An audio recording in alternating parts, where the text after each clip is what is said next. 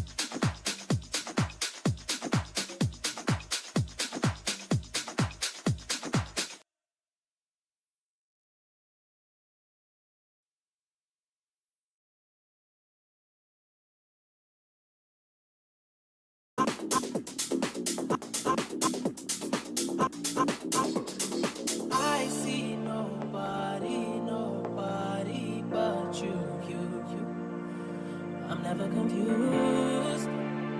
Hey, hey, I'm so used to being used. So when I'm all unexpected, 'cause I hate when I'm always expected. I'ma care for you, you. Say you're perfect, always worth it, and you deserve it.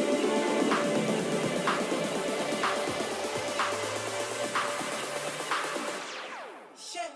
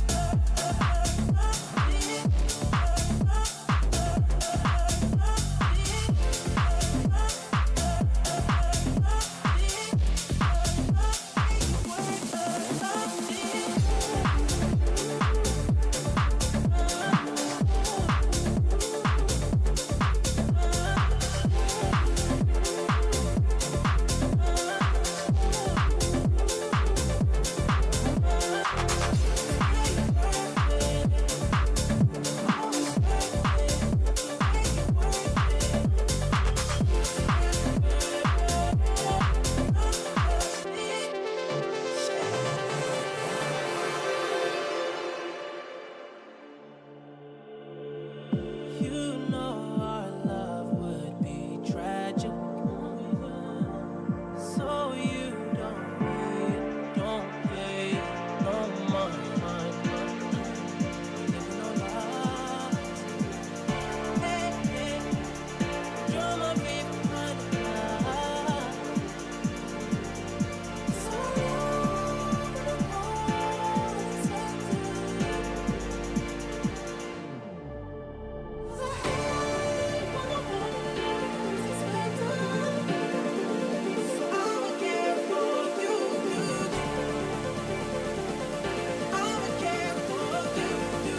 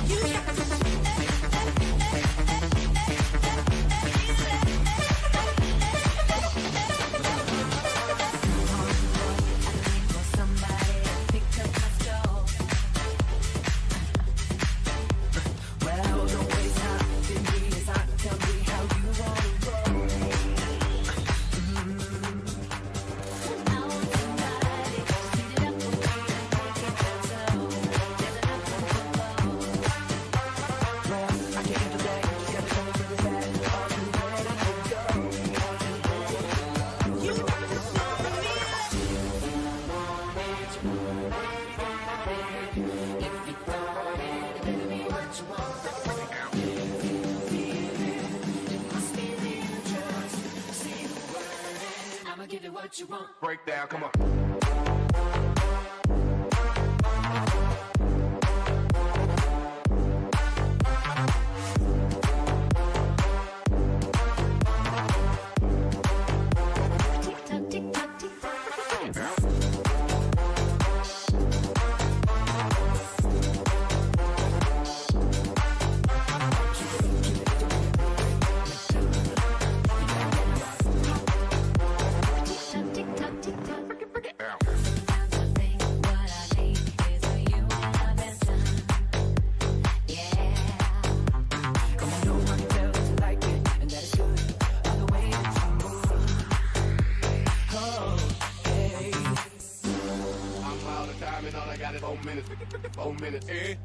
I'm out of time and all I got is 4 minutes. 4 minutes. I'm out of time and all I got is 4 minutes. 4 minutes. I'm out of time and all I got is 4 minutes. 4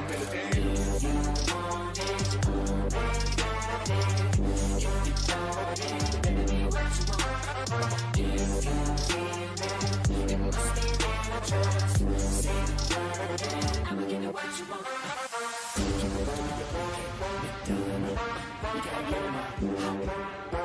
Tick tock, tick tock, tick tock. That's right, keep it,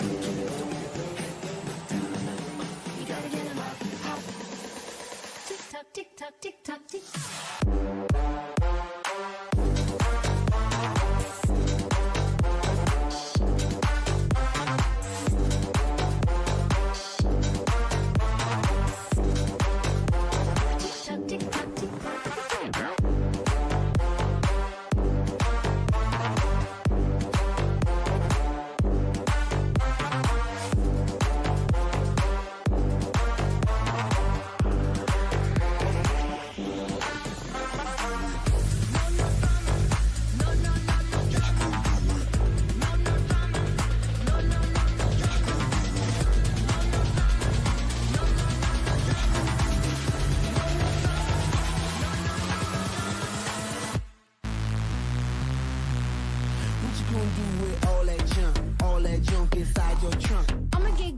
Get you drunk, get you love drunk off my hump. What you gonna do with all that ass inside them jeans? I'ma make you scream, make you scream, make you scream. What you gonna do with all that junk inside that trunk? I'ma get you drunk, get you love drunk off this hump. What you gonna do with all that breasts inside that shirt? I'ma make you work, make you work. No drama, no drama. Spending all your money on me and spending time on me. No drama.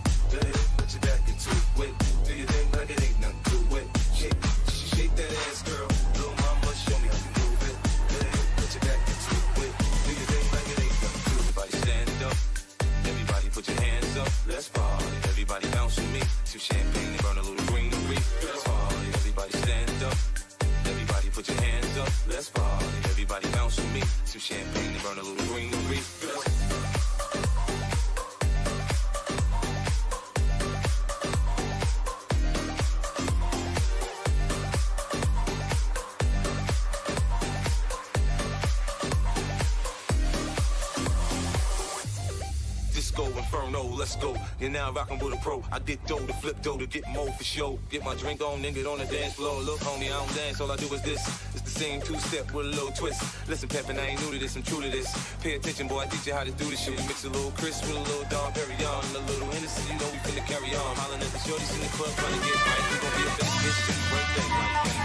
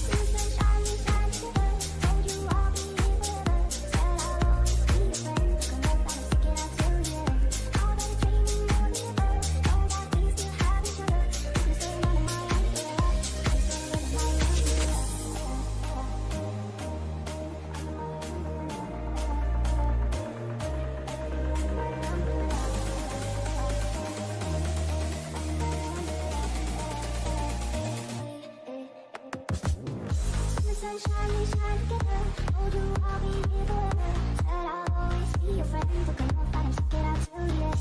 Now that it's raining more than ever, know that we still have each other. You can stand under my umbrella. You can stand under my umbrella.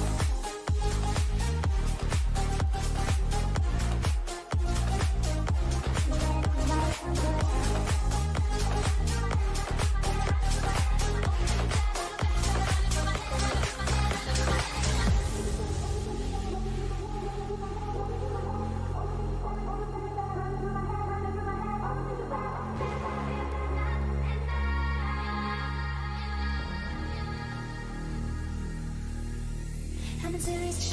If we're totally in love, if I'm asking for help, it's only because being with you has opened my eyes. Could I ever believe such a perfect surprise? I keep asking myself, wondering how. I keep closing my eyes, when I come with you. Wanna find a place where it's just you and me, nobody else, so we can be free. All the things you said, all the things you said, running through my head, running through my head, running through my head. All the things you said, all the things you said, running through my head, running through my head. All the things you said, all the things you said, is not enough. All the things you said, all the things you said, all the things you said, all the things you said, running through my head, running through my head, running through my head. All the things you said, all the things you said, running through my head, running through my head. All the things you said, all the things you said, is not enough. All the things you said, all the things you said. And I'm all mixed up, feeling cold and rushed. They say it's my fault, but I want it so much. When I fly away, but the sun and rain coming over my face, wash away all the shame. When I stop and stare, don't worry me, cause I'm feeling for her, what she's feeling for me. I can try to pretend, I can try to forget, but it's driving me mad, going out of my. All the things you said, all the things you said, running through my head, running through my head, running through my head. All the things you said, all the things you said, running through my head, running through my head. All the things you said, all the things you said, is not enough. This is not enough. All the things you said, all the things you said, all the things you said, all the things you said, running through my head, running through my head, running through my head. All the things you said, all the things you said, running through my head, running through my head. All the things you said, all the things you said, is not enough. All the things you said, all the things you said, all the things you said, all the things you said, running through my head, running through my head, running through my head. All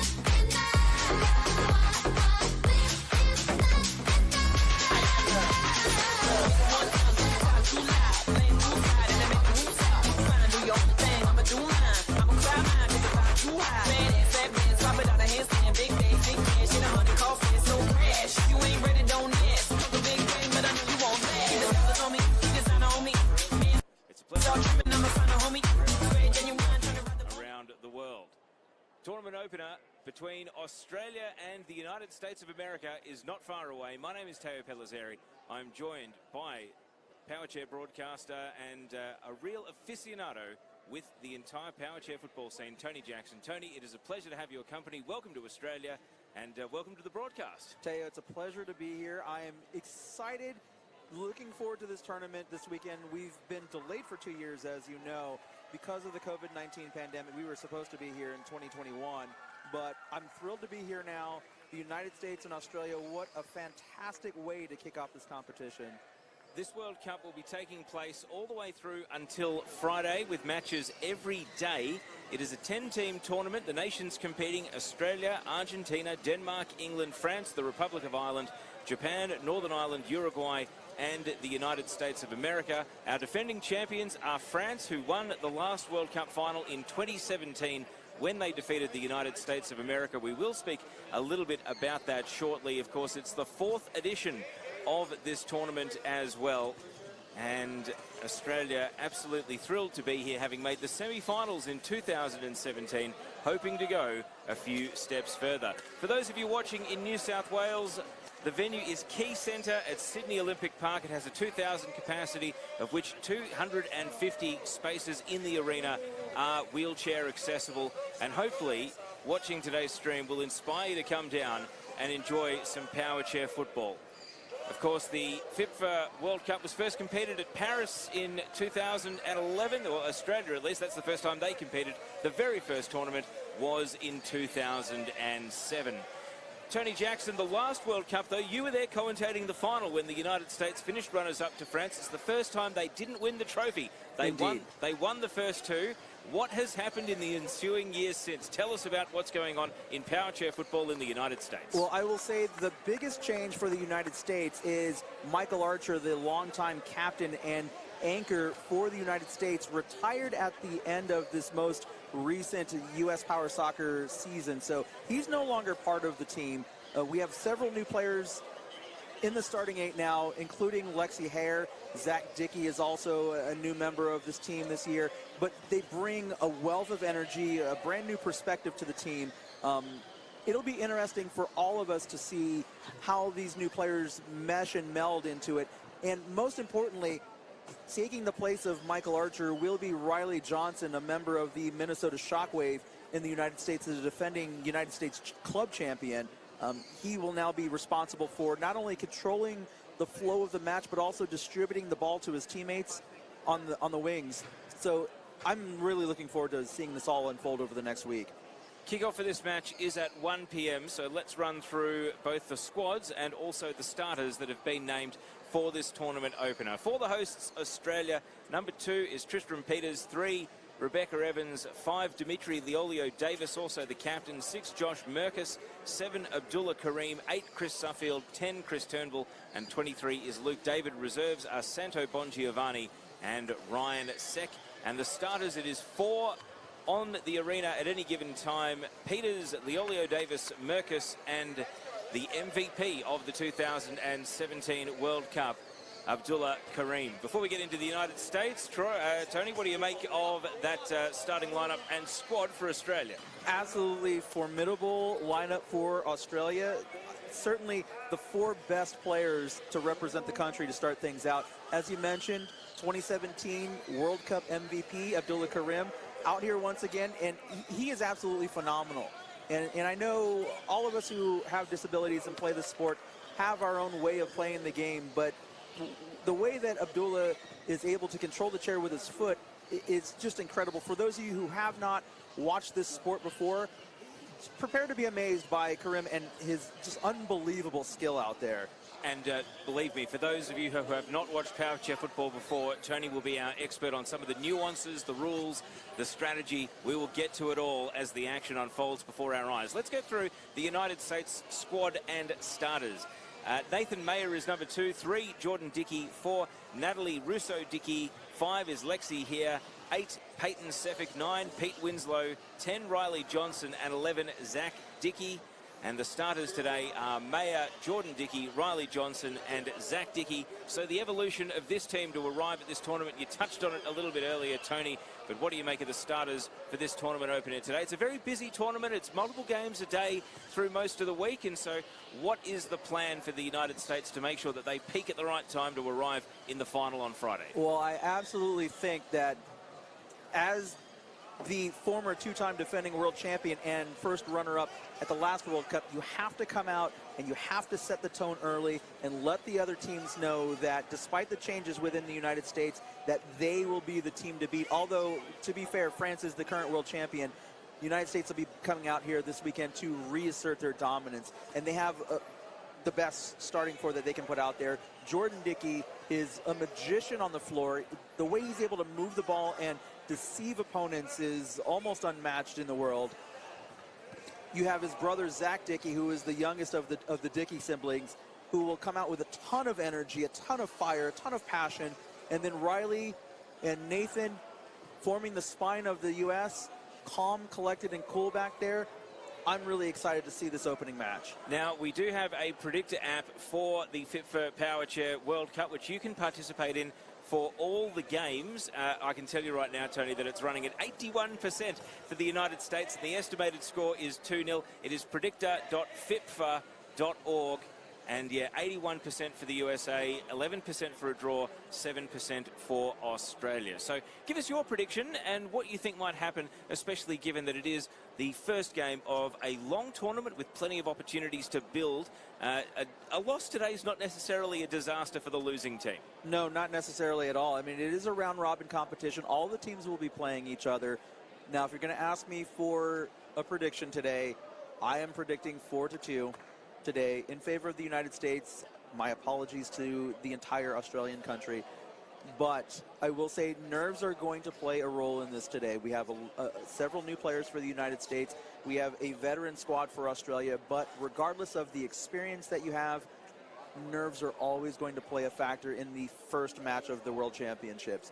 Now, the coaches, Tracy Mayer of the United States and Peter Turnbull of the Australian Powerroos, the national team. It was a great opening ceremony. We had the Governor-General of Australia here. We also had the head of the organising committee, Andy Harper, and a really impressive crowd filling the Key Centre Arena. And listen to the atmosphere. You can tell it's a World Cup. People are getting excited, Tony, and that's what it's all about. Teo, the energy in here is electric. I can't wait to hear the South American supporters. If you've never seen a South American competition, the energy is palpable in the arena. And today, right now, I'm already feeling it. So it's Australia in the green and gold, the United States in the predominantly white with trimming of blue and red. The officials for this game, Leonardo Fraga of Argentina, assistant referees Norden Sobovic of Austria and Carolyn Bean of England, and the fourth official is Mika Wallston of Finland. This is the FIPFA Powerchair World Cup 2023, and the opening game to be kicked off here by Australia. Dimitri Leolio-Davis. As the whistle goes, one last check, both teams are happy.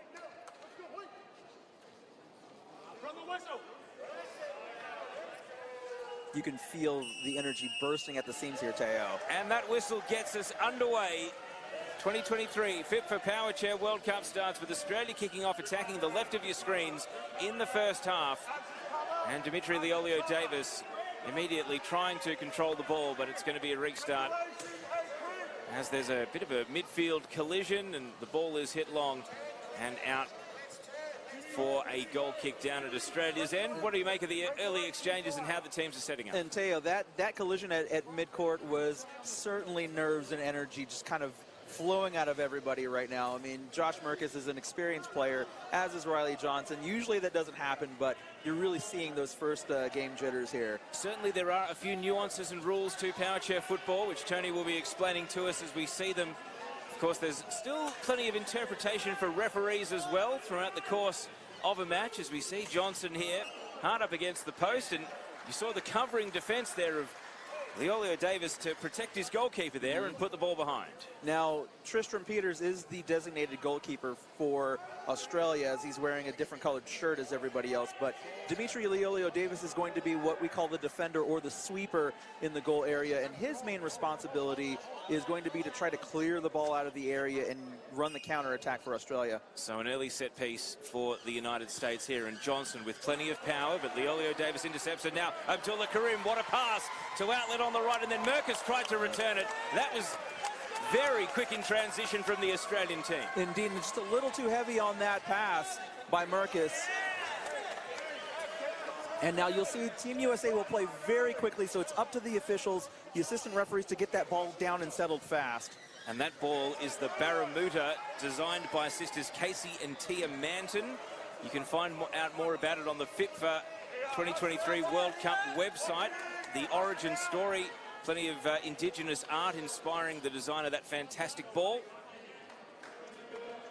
Teo, I really love the design of that ball, and I really appreciate the fact that they wove so much of the Australian history and culture into the design of that ball. And the colour scheme does feature all 10 participating nations as well, as we see Australia trying to improve their territorial position here, as the United States will attempt to start from the back here with Jordan Dickey, now playing to Johnson. He's able to evade Kareem, and Dickey now, Merkus, and that looks like it's a 2-on-1.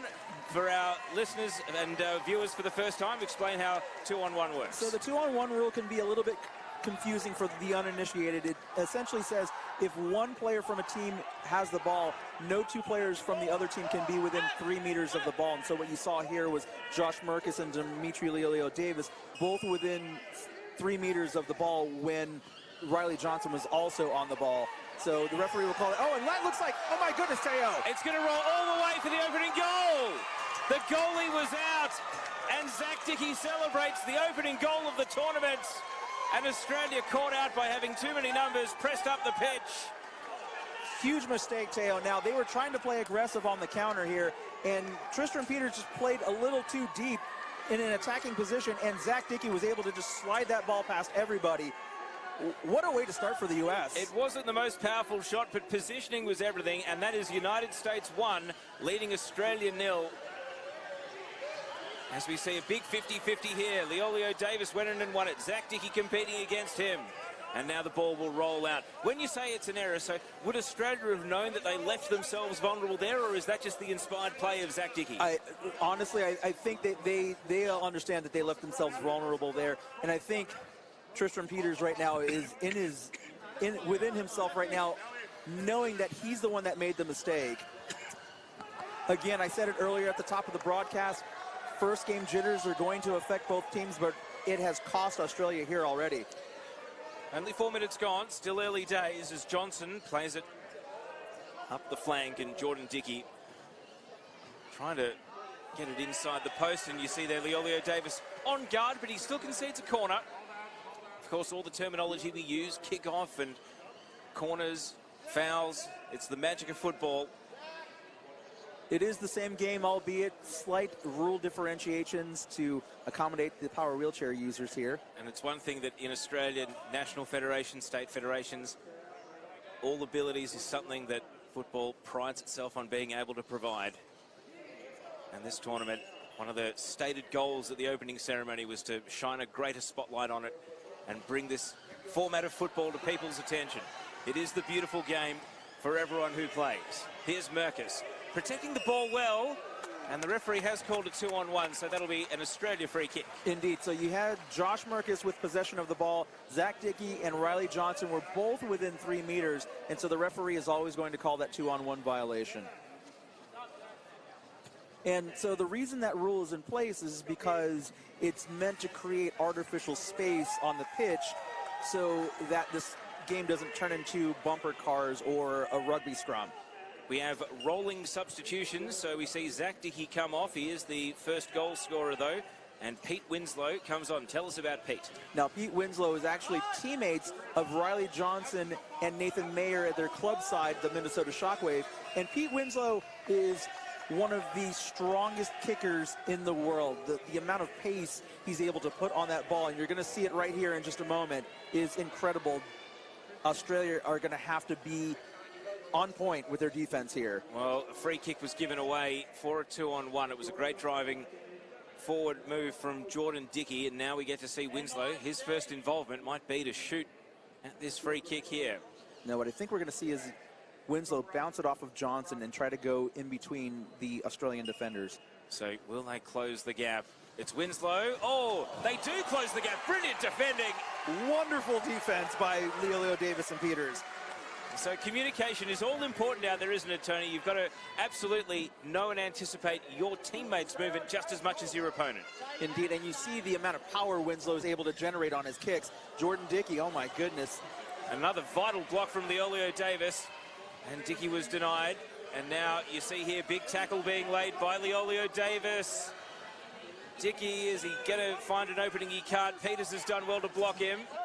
And now the pass again, shouts for a violation, and it's going to be an Australia restart. Tell us, the Australia bench were up straight away. What did they see? So they saw contact from Riley Johnson on the defender over here, and they were looking for a contact foul, which the referee granted. So it's going to be a direct free kick for Australia. Australia just trying to steady here as the United States really ramp up the pressure, looking for a second goal. Merkus, can he make a move through the middle? He loses out to Johnson, who's now in a battle for control. You see Kareem trying to avoid a 2-on-1. He stays out of the zone. Now he goes in to engage.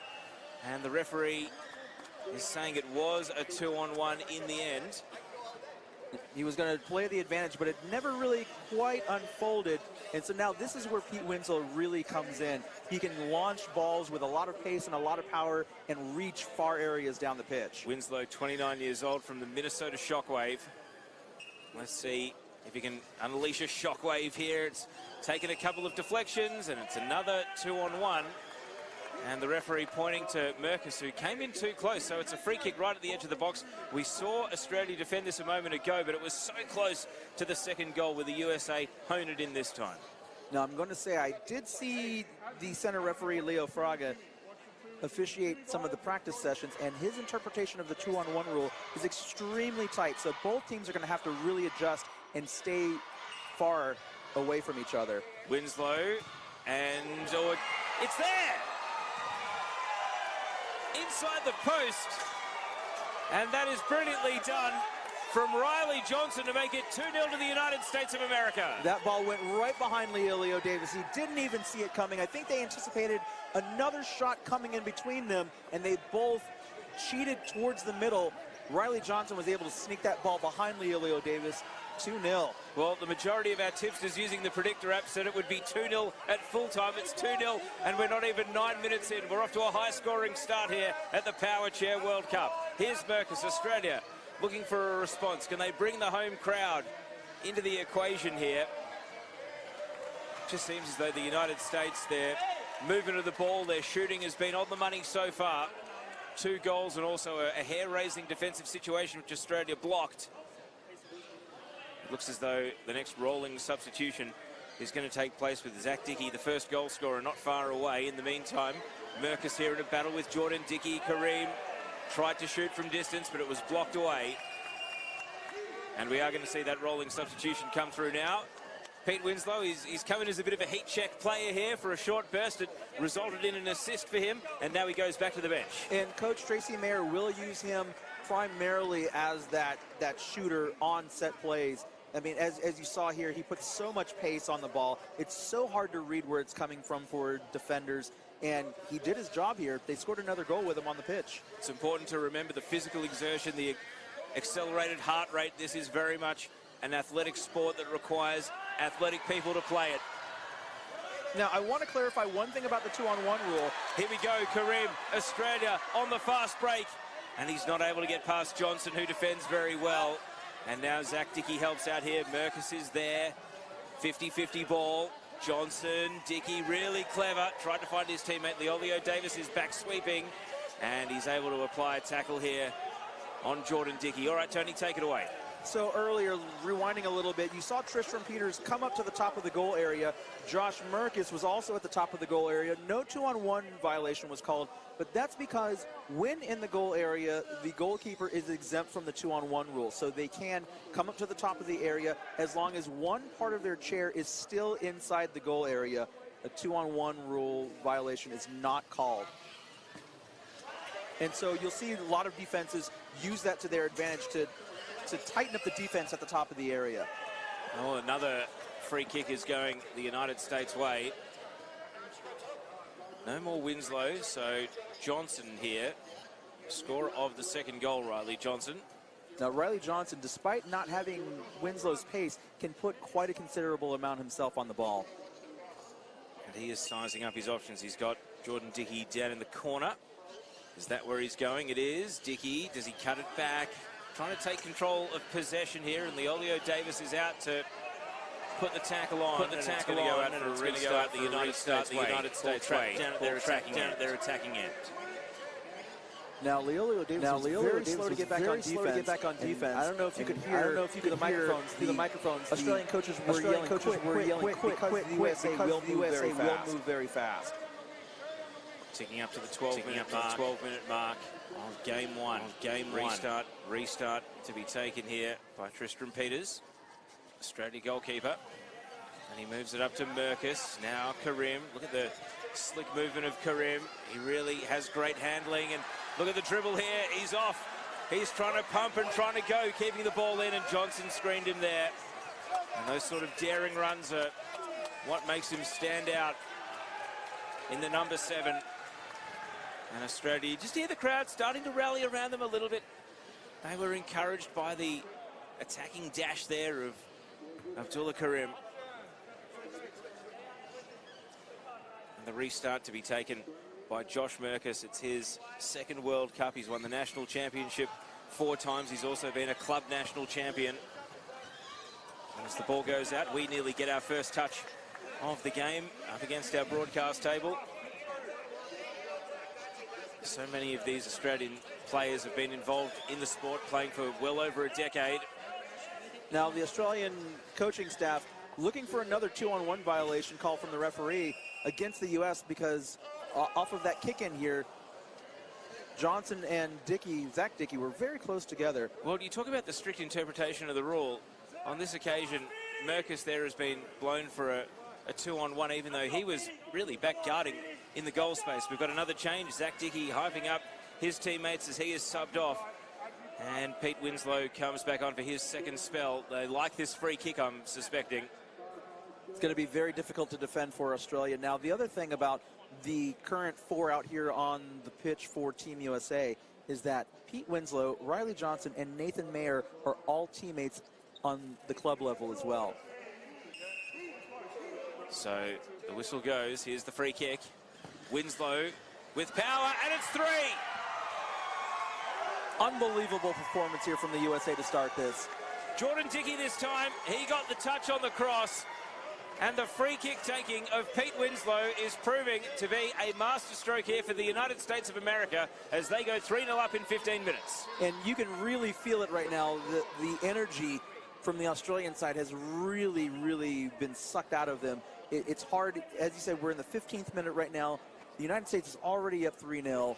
And Australia have had moments. They've had some short strings they've been able to put together, but nothing sustained so far, Teo. Oh, they came here, the USA. You dubbed them the team to beat at the opening ceremony, Tony. And so far, they have laid down a marker. And we're going to see a couple of changes here on the bench. Pete Winslow, he is just asking the referees if he's right to come off. He is, and the most recent goal scorer, Jordan Dickey, as well, will be making way. And we're going to see, for the first time, Lexi Hare and also Peyton Sevick. Tell us about these two players. Now, Lexi Hare has been playing since she was about 8 years old, and she's one of the most experienced players out here, extremely hard to defend. She's so good one-on-one. And Peyton Sevick, he's also been playing since he was a teenager, won the United States National Championship back in 2014 with his side, CNY United, in the Syracuse, New York area. Peyton actually playing this weekend with a heavy heart. Actually, all of them are playing with a heavy heart. Drew Cunningham, a former teammate of Peyton Sevick and Team USA, passed away recently. And so I know Peyton out here playing for him. All of them are playing for him this weekend. Hare with a shot, and it's blocked by Leolio Davis, but another corner.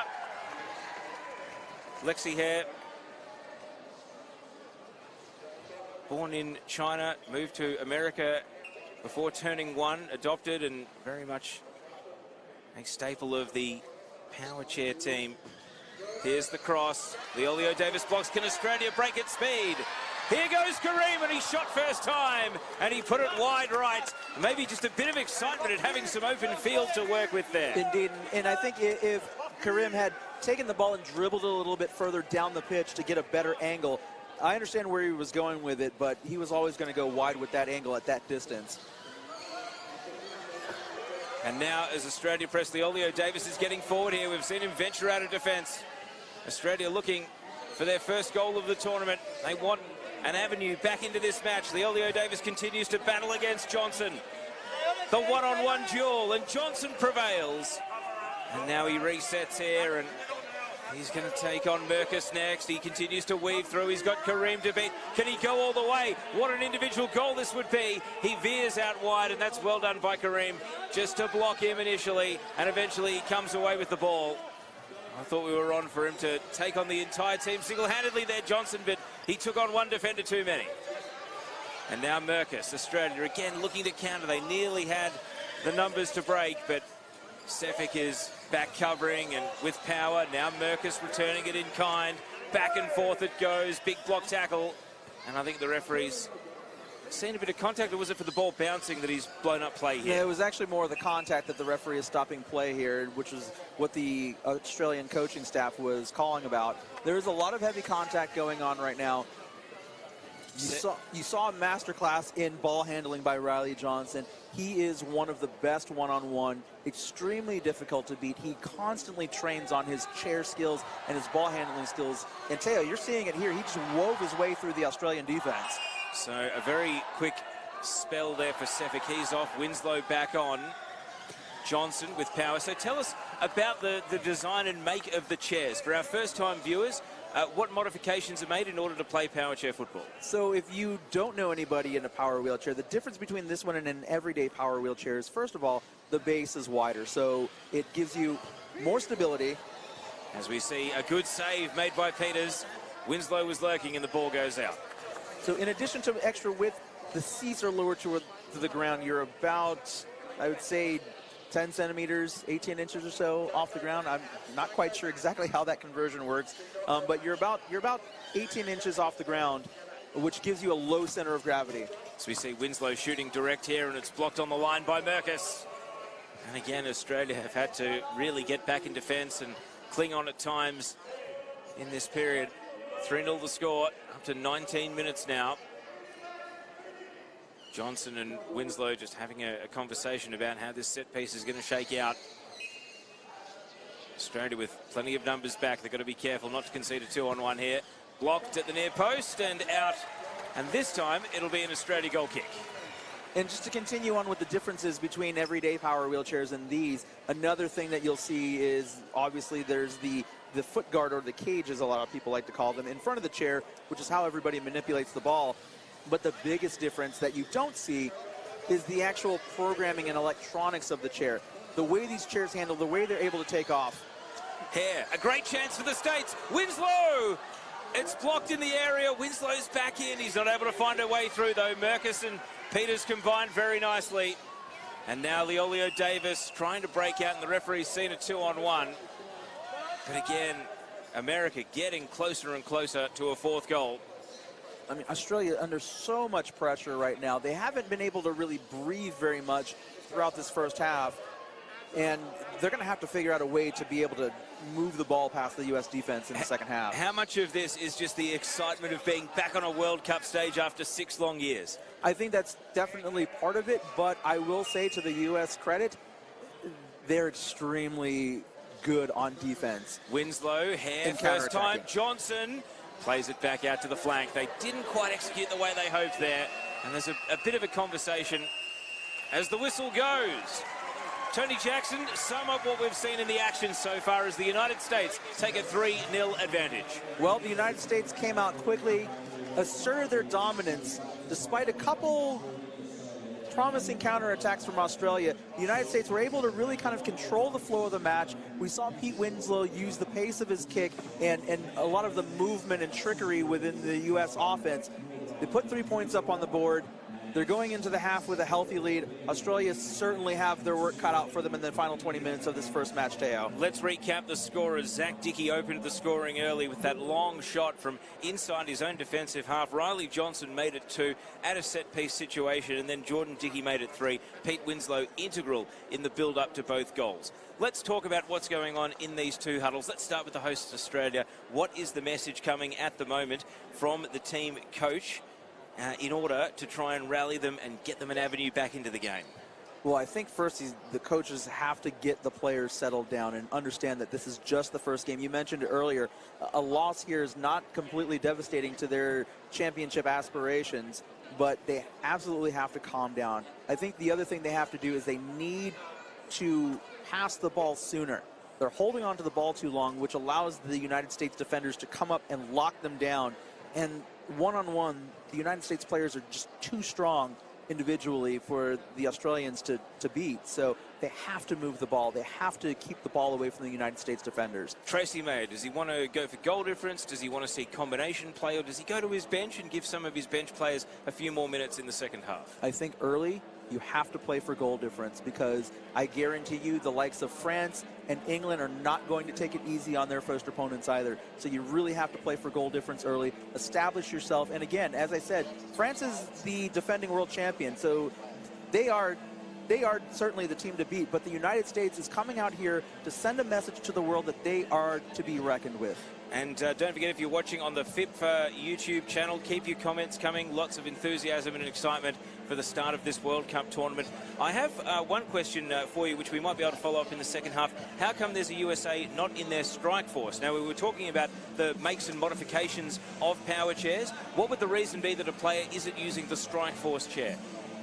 Well, honestly, it really probably comes down to a financial consideration. Every top player in the world will be using a strike force chair because of the way it's designed, the way it's built, the way it's programmed.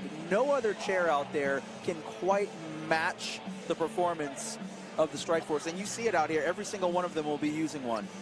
So halftime, 3-0 the current score. And let's just recap here. The venue, if you are watching in New South Wales, in Sydney, you're keen to come down. It's the Key Centre at Sydney Olympic Park. It's right near Kudos Bank Arena and the the main stadium, Australia, so you can't miss it. Come out here, 2,000 capacity. There are 250 wheelchair spaces in the arena for viewing as well. So if you want to bring yourself or bring a family member who needs wheelchair access, this is the great venue for it. We heard from the Australian Governor-General pre-game about how there was a wheelchair rugby World Cup held here and also the Invictus Games.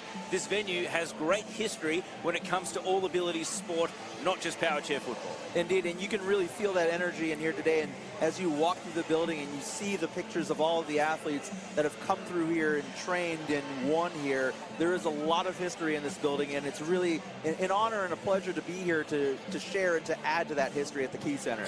Now, we've also got to mention the logo for the tournament. You might have seen it. It's got the motif inspired by the Sydney Opera House. Credit to the designer Amos Hong. So fantastic logo promoting this tournament as well. What was your level of anticipation? When did it become real? Was it when you made the trip out here, Tony? Was it when you had the countdown of a month or 6 months to go?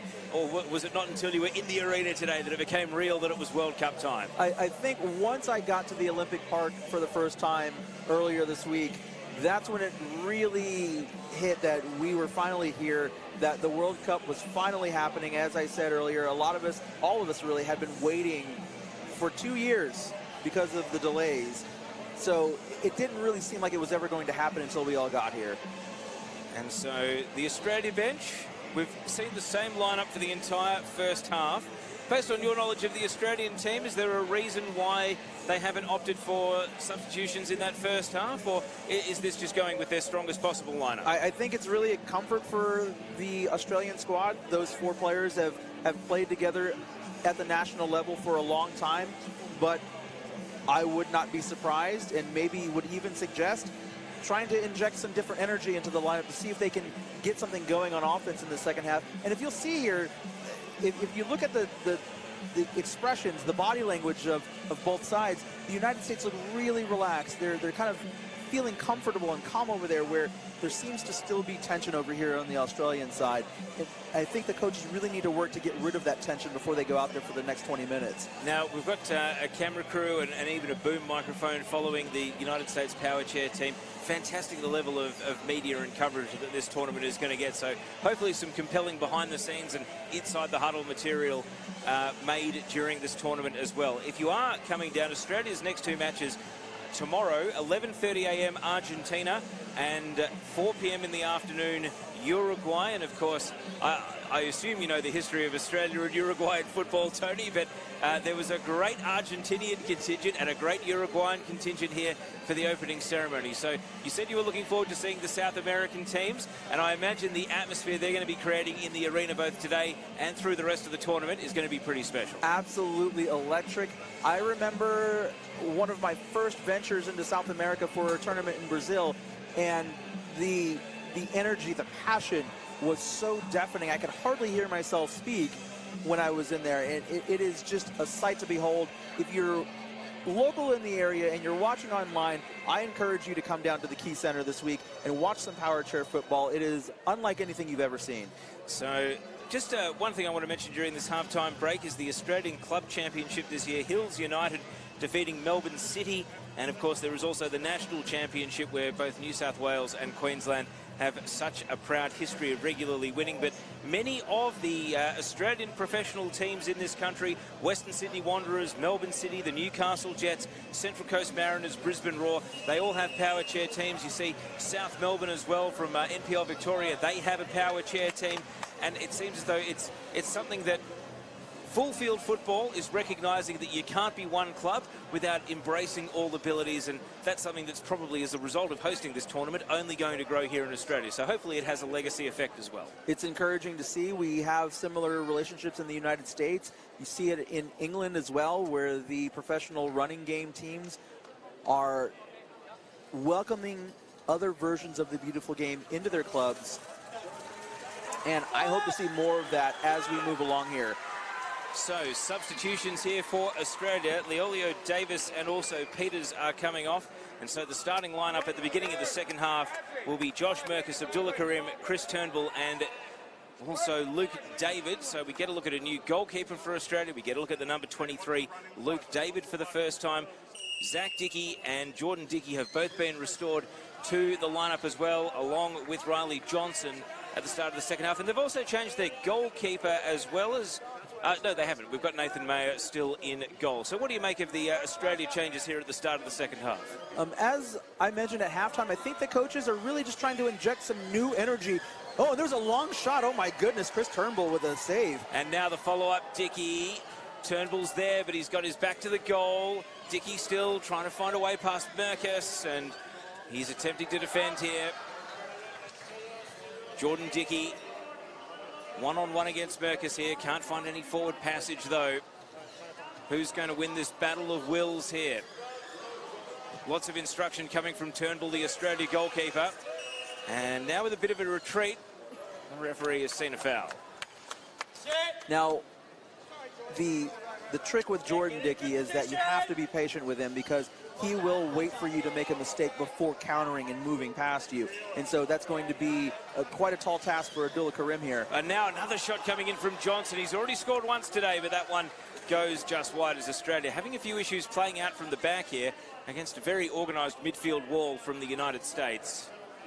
Got to say, I love the Nike glove that Jordan Dickey's wearing. It's in the red, white and blue colours as well. He's got the uniform on every part of himself today. Yeah, and a big credit to the United States Soccer Federation, who just recently added Power Soccer to their extended national teams, which include amputee soccer, deaf, cerebral palsy.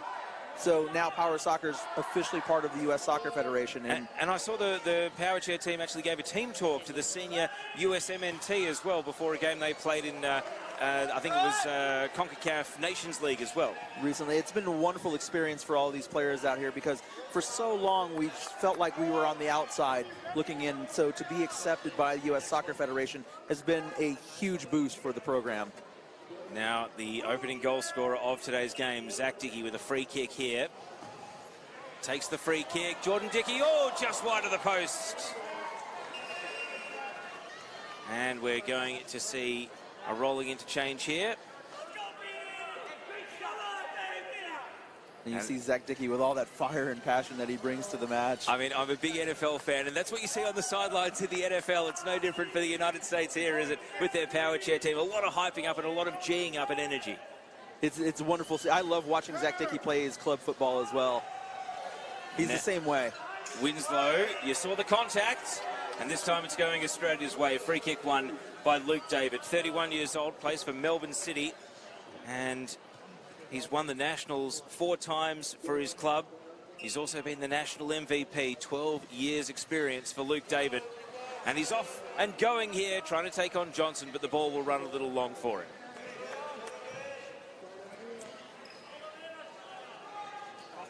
So you saw earlier, and you'll see here, although Pete Winslow is the main kick taker when he's on the pitch, almost everybody out here for Team USA has a ton of power that they can use to their advantage. So it's going to be very difficult, not just for Australia, but for all the teams out here.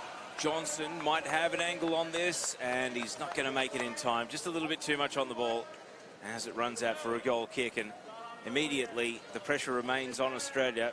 It's Chris Turnbull's turn, 37 years old, from Hills United in the west of Sydney, to hold the fort in goal. He's very vocal. You can hear him talking to his defence out there. Trying to organise here as Australia keep it to 3 and then go in search of a goal of their own. Karim. You mentioned the patience of Jordan Dickey.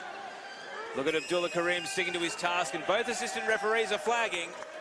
Now, that was a 3-in-the-box violation on Australia. Now, when you're playing defense, you are allowed to have 2 people in the goal area. One of them has to be the goalkeeper in order for, first of all, the 2-on-1 rule to not be called. But if another player from the defending side crosses the goal area, that is a 3-in-the-box violation, and it is an indirect free kick here for the United States. Oh, Winslow, as we know, he likes to try and find a teammate with his free kick, so who's he looking for here? Will it be Jordan Dickey? Will it be Riley Johnson standing or position just off to him? Johnson off the post. Johnson again. And now Luke David clears. Karim, he's off. Listen to the crowd rise, but that's great goalkeeping from Mayer. And now the whistle goes in the midfield mix for a 2-on-1, but Australia on the fast break here. They've had their moments in the game, but it was only a fleeting one on that occasion. And it seems like that's kind of been their philosophy in this match, to hold the U.S. and then break on the counterattack. It's worked in short spurts, as you mentioned, but they have to be able to sustain an attack. 5 minutes into the second half, it's Australia still facing a 3-0 deficit at the moment. Winslow, not quite as powerful as his previous free kicks. Johnson glanced it on, and Merkus was there. Josh Merkus in a block tackle with Johnson. Taking place on the wing here. Johnson now has the assistance of Winslow, who loads up. Dickey with a shot, and the Australians clash into each other as they defend in desperation. And now Dickey against David. There's a 2-on-1 violation, Teo. Luke David and Abdullah Karim. Well, I mean, not to get into discussing the nuances of the rules, but Karim's not really affecting play there. So, I mean, it's obviously adjusting to a referee that's going to whistle for that, isn't it? And indeed, you'll see here at the international level a much more strict interpretation, because I do agree with you. Karim wasn't really affecting the play, but he was within that 3-meter radius. And so the referee, at their discretion, can choose to call it. And a referee here, Leo Frega, did choose to call that foul. So it is going to be an indirect free kick for the U.S. Now, I'm just going to lower my voice because this medical treatment is taking place right in front of our commentators' table, and I don't want to speak into the ears of the people administering it here. So, as you can see, it's the Australia goalkeeper, Chris Turnbull, who's just having something looked at and adjusted here. Now, what happened was when they collided in the goal area, we tend to move around in our power chairs. And so what they're doing here is they're readjusting the straps and getting Turnbull back into a proper position, because if you're not sitting right in these chairs, it can be difficult to manage.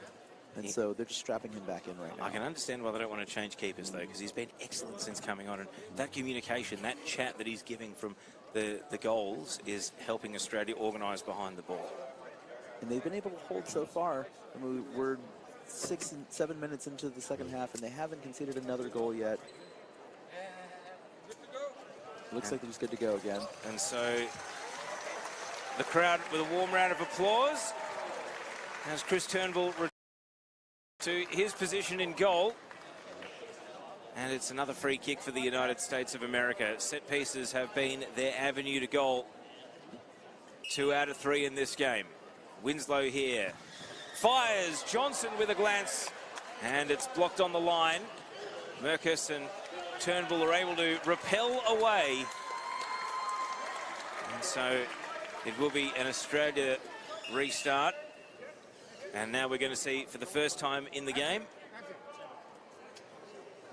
Beck Evans, the 25-year-old from Melbourne City, WA raised, and a fantastic player in Western Australia. She's been the MVP of the Club National Championships as well. She comes on, and Abdullah Karim comes off for a break here. So Beck Evans, World Cup debut, so a special moment for her. I love seeing these moments out here, Teo, when a player as good as she is, waiting in the wings to make her World Cup debut. Here she is. Good on you, Beck. 5 years of playing experience as well for Beck Evans. So let's see what she can do for the Australian team. Dickey with the cross. Johnson, oh, the first time shot was on, but he just didn't make the contact he was after. And that is perhaps the United States' best chance to score a fourth so far. Well, the pace on that ball, the accuracy of the passes, and just Riley Johnson a little late on the turn to score that fourth goal. They just absolutely sliced through the Australian defense, Teo. And I believe the referee is asking for a restart here for Turnbull. What's the call here, Tony?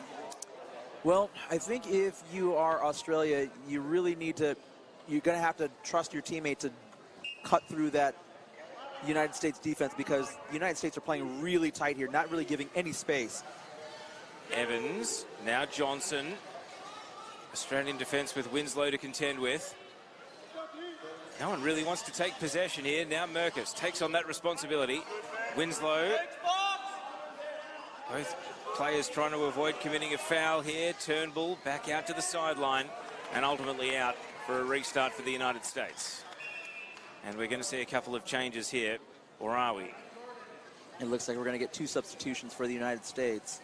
We are. So it is Jordan Dickey coming off, and also Riley Johnson, and we see Sefik and Hare return. We had the brief cameo from Sefik in the first half. Lexi Hare played a few more minutes in that first 20, I should say. Sorry, old habits die hard. I nearly said the first 45. Winslow with a shot blocked away. Merkus. Now, I don't know if you could hear that watching at home, but you heard, well, we heard the Australian coaching staff yell, he's off the court. Now, Pete Winslow, as he was backing away to avoid the 2-on-1, exited the court area now, which according to the rule books is a bookable offense with a yellow card, but none was drawn here. And Sefik ultimately not able to make it work in possession. So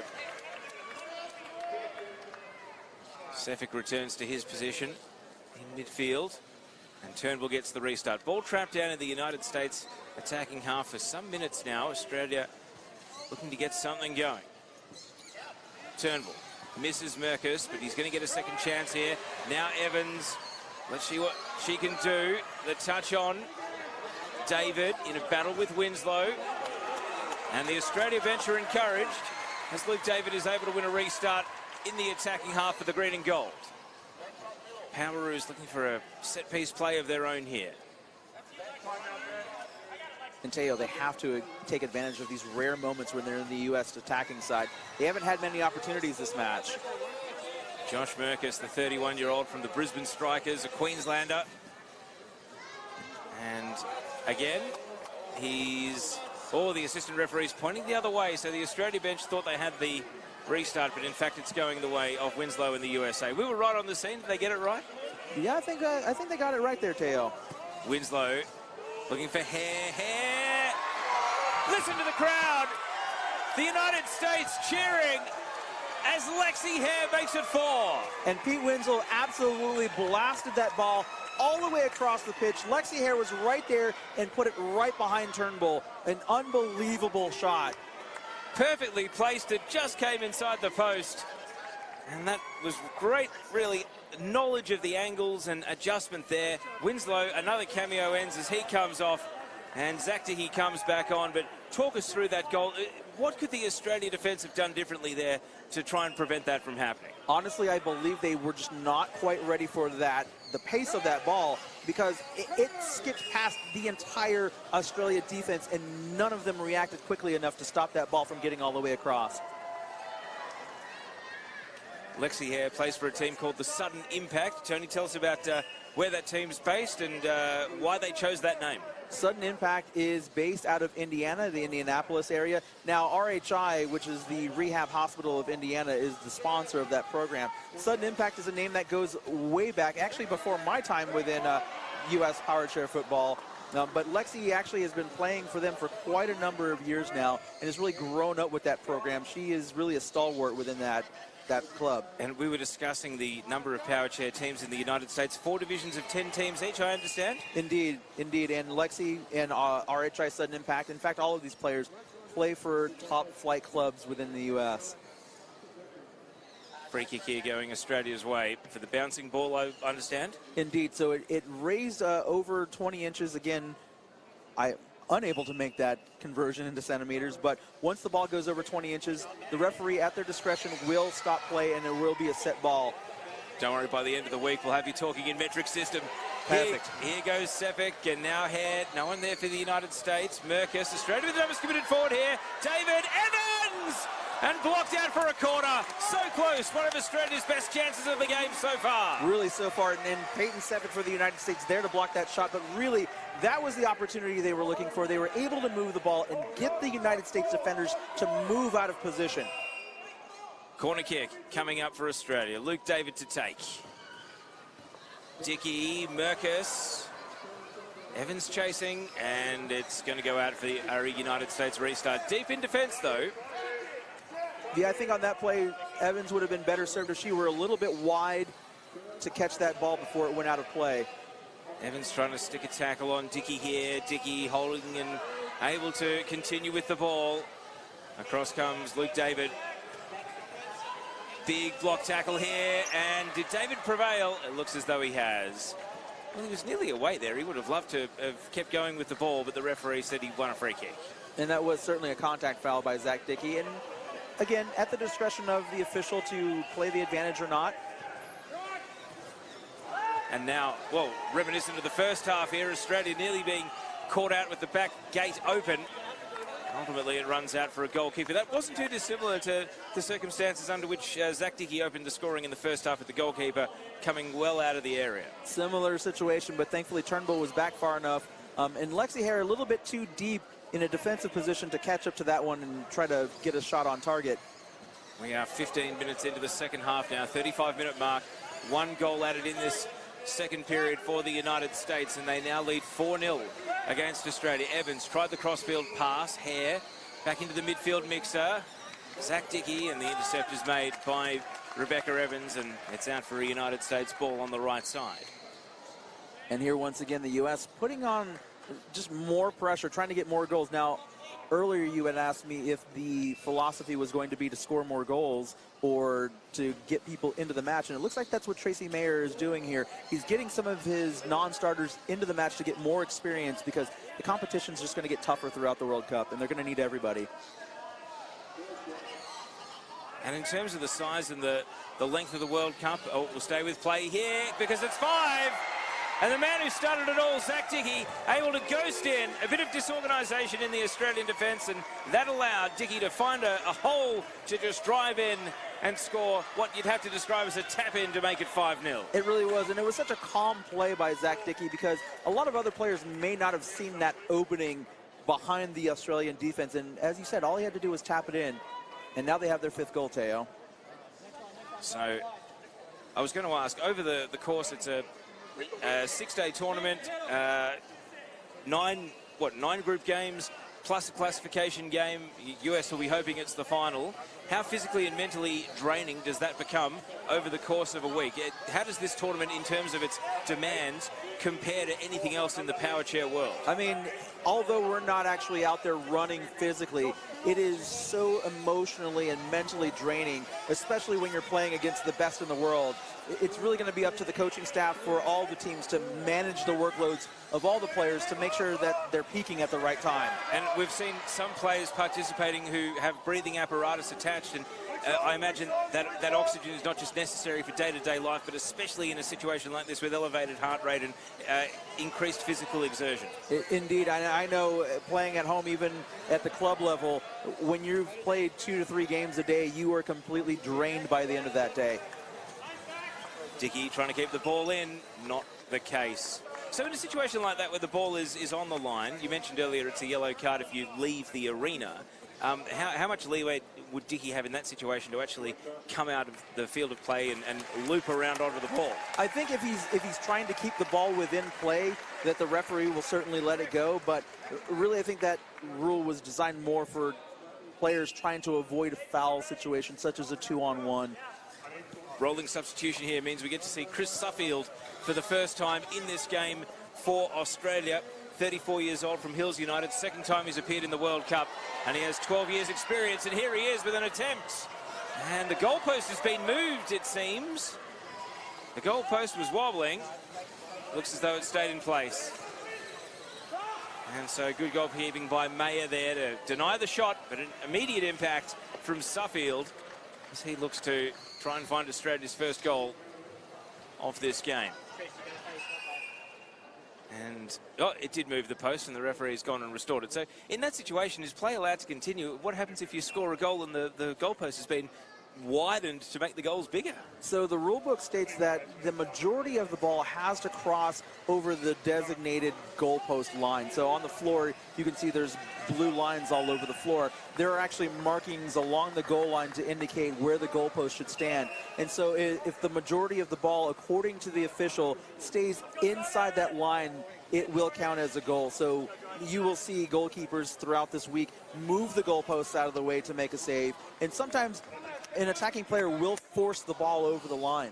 And so it's up to the discretion of the official to determine whether or not the majority of that ball was inside that line. Another rolling substitution here. Zach Dickey off, Jordan Dickey back on the number 3. And he's got to deal with Luke David here. David driving wide to the right, but ultimately dispossessed. And the flag goes the United States way. So Peyton Sefik gets to take the restart here. Jordan Dickey. Suffield with a block tackle. Shouts for contact from the Australian bench. Suffield finds Evans, went for the first time pass. Hare with a shot, and it's blocked. Turnbull coming across with Evans to provide a defensive wall. And it looks like the official is going to call a 2-on-1 violation. It looked like a 3-in-the-box violation from here. I think the referee was signaling 2 minutes in the additional time in the second half, Teo. I think the official was calling for 2 minutes additional time in the second half. Right, so we've ticked over the 40-minute mark here. Luke to Lexi. Luke to Lexi.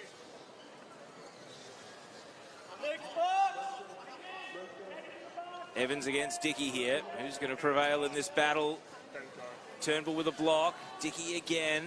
It's Jordan Dickey. Goalkeeper's left the area, but Luke David is back on the line. And ultimately the ball does run out. United States going their way.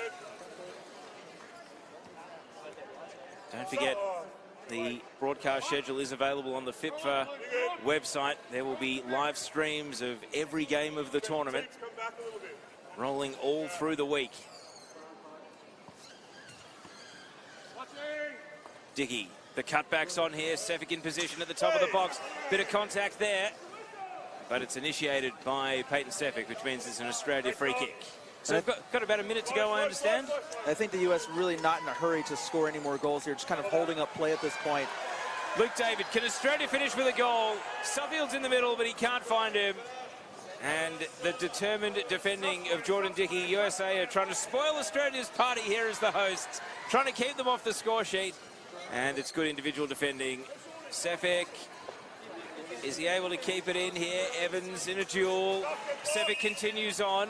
And you just heard the clash of metal there, meaning that the restart free kick is going Australia's way. Suffield denied possession. Evans. And now Hare with a shot to finish the afternoon's work. It's blocked away by Turnbull.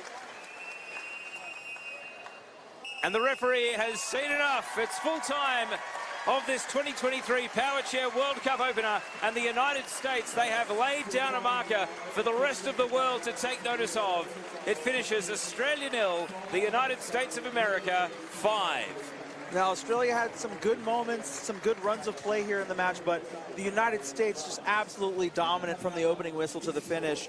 I mean, they scored 3 goals in the first half, another 2 this half. Again, I think this was a message for the rest of the world.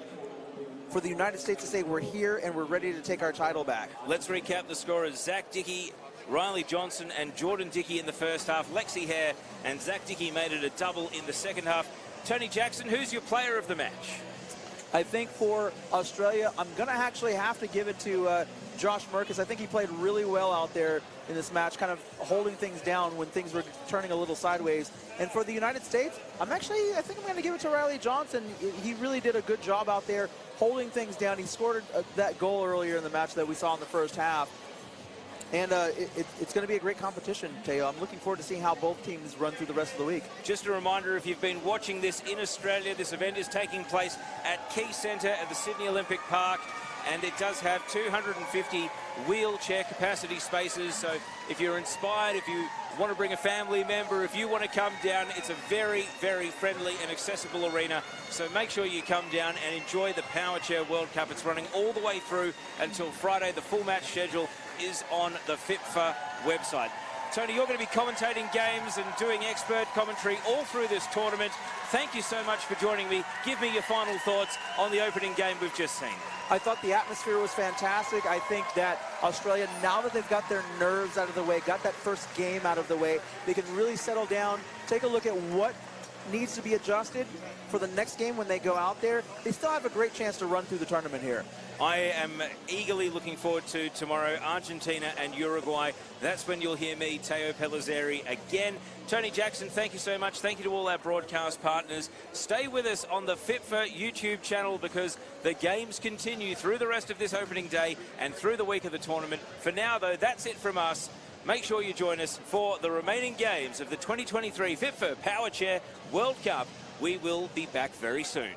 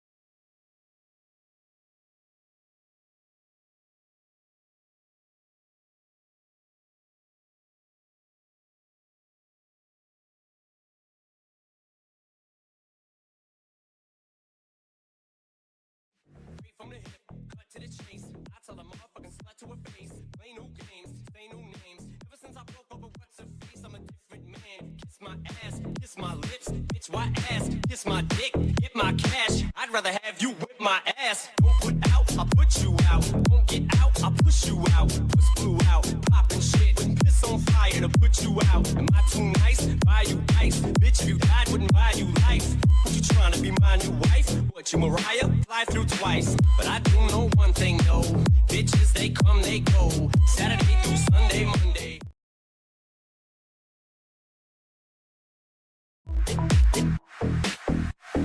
Straight from the hip, cut to the chase. I tell a motherfucking slut to her face. Play new games, say new names. Ever since I broke up with what's her face, I'm a different man. Kiss my ass, kiss my lips, bitch, why ass? Kiss my dick, get my cash. I'd rather have you whip my ass. Don't put out, I'll put you out. Won't get out, I'll push you out. Push blew out, poppin' shit. Piss on fire to put you out. Am I too nice? Buy you ice. Bitch, if you died, wouldn't buy you life. What you trying to be my new wife? What, you Mariah? Fly through twice. But I do know one thing, though.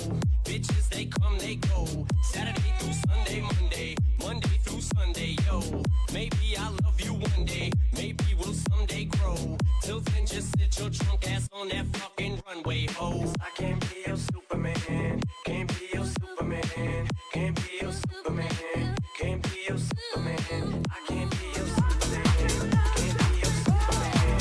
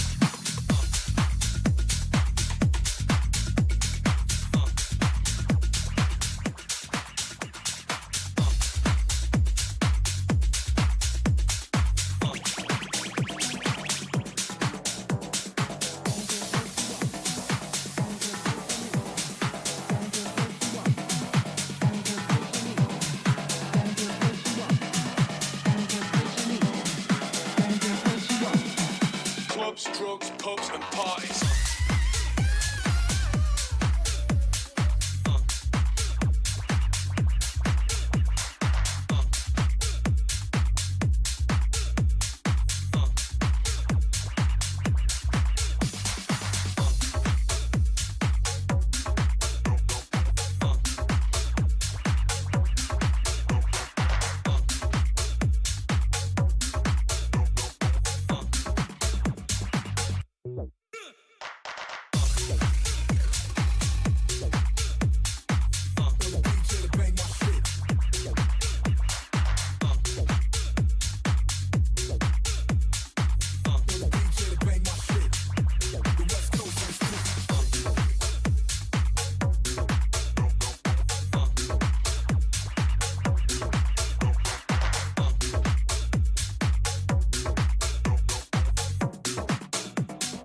Clubs, drugs, pubs, and parties. Parties, parties, parties, parties, parties,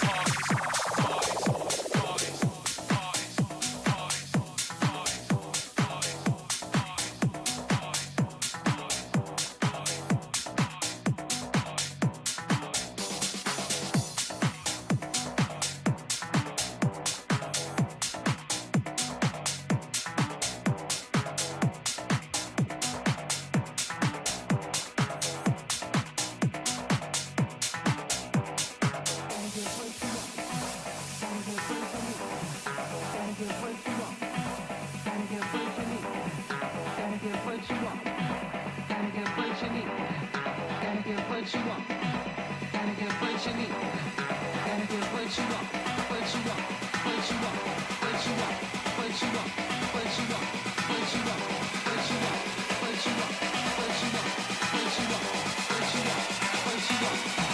Clubs, drugs, pubs, and parties.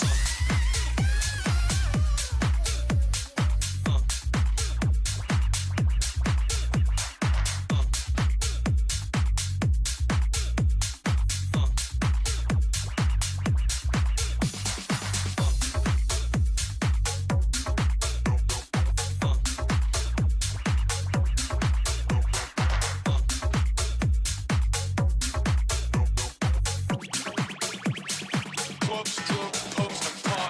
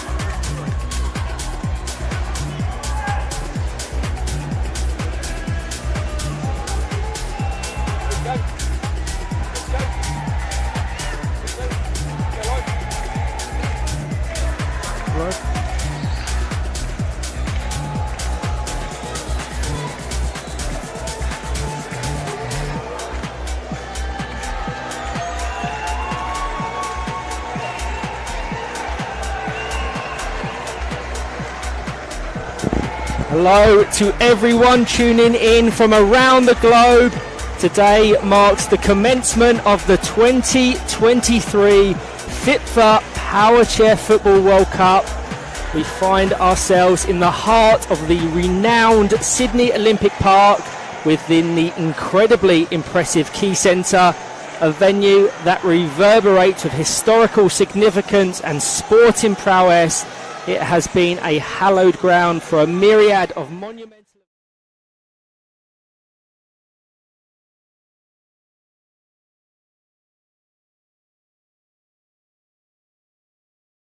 Para la selección argentina. ¿Qué espera, no? ¿Qué espera? ¿Cómo esperamos? Llegamos acá 5 horas antes. Y estamos acá esperando ansiosos, viendo el partido de Estados Unidos contra Australia. ¿Cómo lo viste, Pito, el partido? El arranque del Mundial. El arranque del Mundial, vi a un Estados Unidos muy sólido y que dominó gran parte del partido y ganó 5-0. Bueno, vamos Argentina, vamos que de a poco se van poniendo todos en su posición. Argentina, Inglaterra, partidazo, primer partidazo en este Mundial de Powerchair 2023, que se debería haber jugado, ¿no, Pitu? En 2021. How are you? I am so excited, Ryan. Debido, Firstly, good afternoon to those in Australia. debido a Very la early good pandemia morning to you back. se atrasó y se juega ahora en 2023. Acá estamos, el Mundial se juega en Sydney, Australia. Nosotros lo transmitimos en vivo acá desde Núñez. Se lo hacemos llegar a todos con este relato y comentario en castellano, en español. Y ahí vemos la formación de Inglaterra. Que en el arco va a ir el gran Gordon. De 9, Harrison. Gordon, vos me habías dicho, Pitu, que jugaba muy bien, ¿no? Sí. Y el que también juega muy bien es Bowling. John Bowling. Bowling que va de medio. Con McClellan, el número 10, por el lado izquierdo. Bowling por el medio y Harrison por el lado derecho. Juegan bien estos. Una de las grandes potencias del Powerchair. Primer partido contra Argentina. Lindo partido para arrancar potente. Y algo no menor que este mundial no se sorteó. Es todos contra todos y los primeros 4 clasifican a un playoff.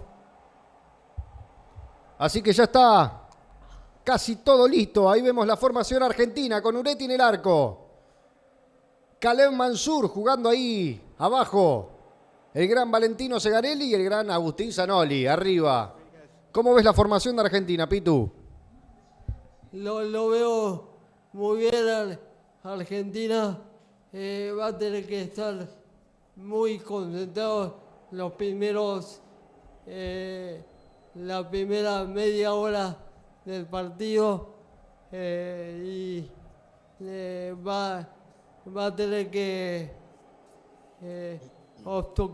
obstaculizar a una Inglaterra que juega muy bien a los toques. Un seleccionado argentino que tiene mucho, promete demasiado, con Arturo Rodríguez, Ever López, Juan Bautista D'Angelo, Matías Vignola, Valentino Segarelli, Leandro Uretti, Caleb Mansur y Agustín Zanoli. Hermoso seleccionado argentino para pelear esta Copa del Mundo. La última salió séptimo. Vamos a ver si podemos salir mejor posicionados. En la previa, las encuestas dan que el 92% de la gente vota que gana Inglaterra. Ojalá, 3-0, dice la gente. Vamos a ver, por favor, dámelo, dámelo, Pitufo. Inglaterra, la formación, no la formación, sino el total de jugadores forman con Edward Cameron, Lewis, Gordon, Boulding, Harrison, McClellan, Ribe y Bates, que muestran un juego bastante particular, ¿no? Sí, y también déjame mencionar esto, que el próximo Mundial 2026 mencionado por Mariano Segarelli, la selección argentina va a ser sede del mismo. Terrible noticia esa que decís, Pitu. Hace pocos minutos nada más, ¿no? Sí. Hace pocos minutos, Mariano Segarelli, el presidente de Powerchair Fútbol Argentina, daba la primicia de que el próximo Mundial 2026 de Powerchair se va a jugar en Argentina. Hermosa noticia. Y ya se están poniendo a punto los equipos, los países. Inglaterra, Argentina, Argentina, Inglaterra. ¡Qué nervios! ¡Qué nervios este partido! ¿Cómo decir que va a salir este partido? Para mí, Pitu, este partido va a estar duro. Va a estar duro. Inglaterra es una de las 3 máximas potencias del Powerchair y va a estar duro. No me animo a decir un resultado. ¿Para vos cómo va a salir? Y Inglaterra juega, para mí, que me disculpe los hinchas argentinos, pero Argentina empieza con una derrota. On either side, Mike McCoy from USA and Junichi Saito from Japan, the fourth official. Optimismo, Rebecca Pitu, optimismo. Gooley. Me gusta from porque sos más Australia. real que optimista. Me gusta porque eso es sinceridad. Pero bueno, eso demuestra también el poderío de Inglaterra, ¿no? Tu visión. Sí, es como que te decía en la previa del Mundial, la comparación de Argentina en Inglaterra se ve un juego más vistoso y en Argentina es más 1 contra 1. O sea, es más un duelo. Es más duelo por duelo. Contra un juego de Inglaterra que te mueve más la pelota. Sí. Hermoso partido, está por arrancar. Y ya la va a tocar Uretti. Se acomodan los árbitros. Nico Balvin de Francia, el árbitro del encuentro. Y va a arrancar el debut de Argentina en este Mundial.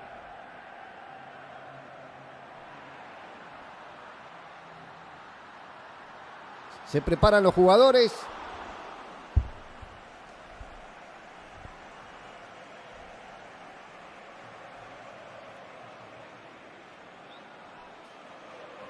A ver el árbitro que va a dar la orden. ¡Qué nervios, Pitu! Debut de Argentina en el Mundial de Powerchair 2023.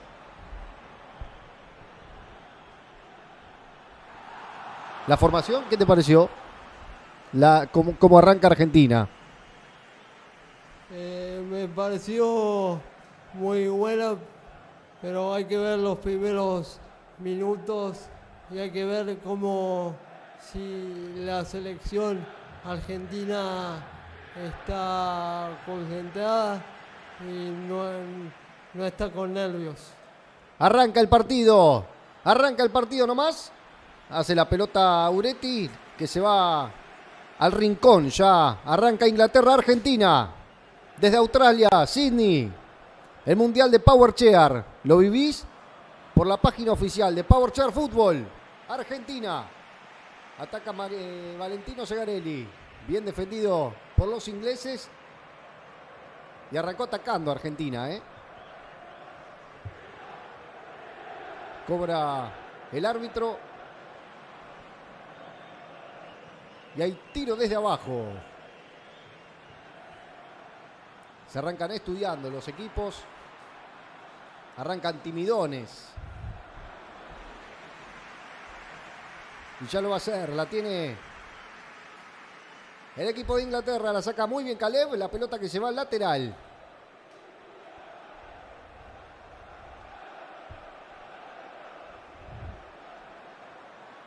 Los primeros 5 minutos son fundamentales.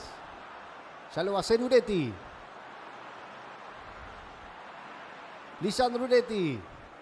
Se la toca Valentino. Valentino, ¿qué pasa? Va Valentino. Corta muy bien. Ahí Gordon. Valentino. Ya le queda la pelota a Uretti. Sigue Uretti. Lisandro Uretti en la mitad de la cancha.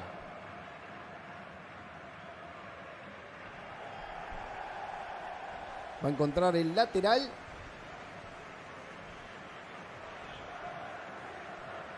Y ahí va nomás, se pelea la pelota. Hay duelo en la mitad de la cancha. Argentina-Inglaterra, lindo primer partido debut para el conjunto criollo. Arrancó medio peleado, Pitu, el partido, ¿eh? Arrancó los dos equipos o los dos países se están estudiando. Todavía no vimos un claro dominador, pero me gusta el arranque. Valentino que trata de salir del fondo.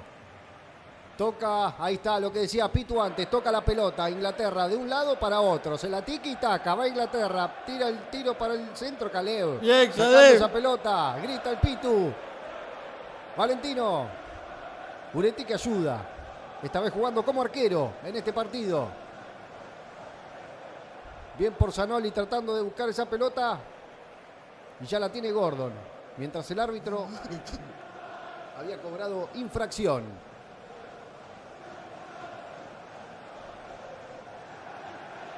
Y ya lo va a hacer Lisandro Uretti, el cordobés. Se la toca Valentino. Valentino que trataba de buscarlo a Zanoli, que está arriba. Sale bien Gordon, el arquero de Inglaterra. Ahí en la mitad de la cancha. Y le cobra 2-1 el árbitro. Y hay infracción a favor de Inglaterra. En la mitad de la cancha. A ver qué jugada preparada tiene el conjunto inglés.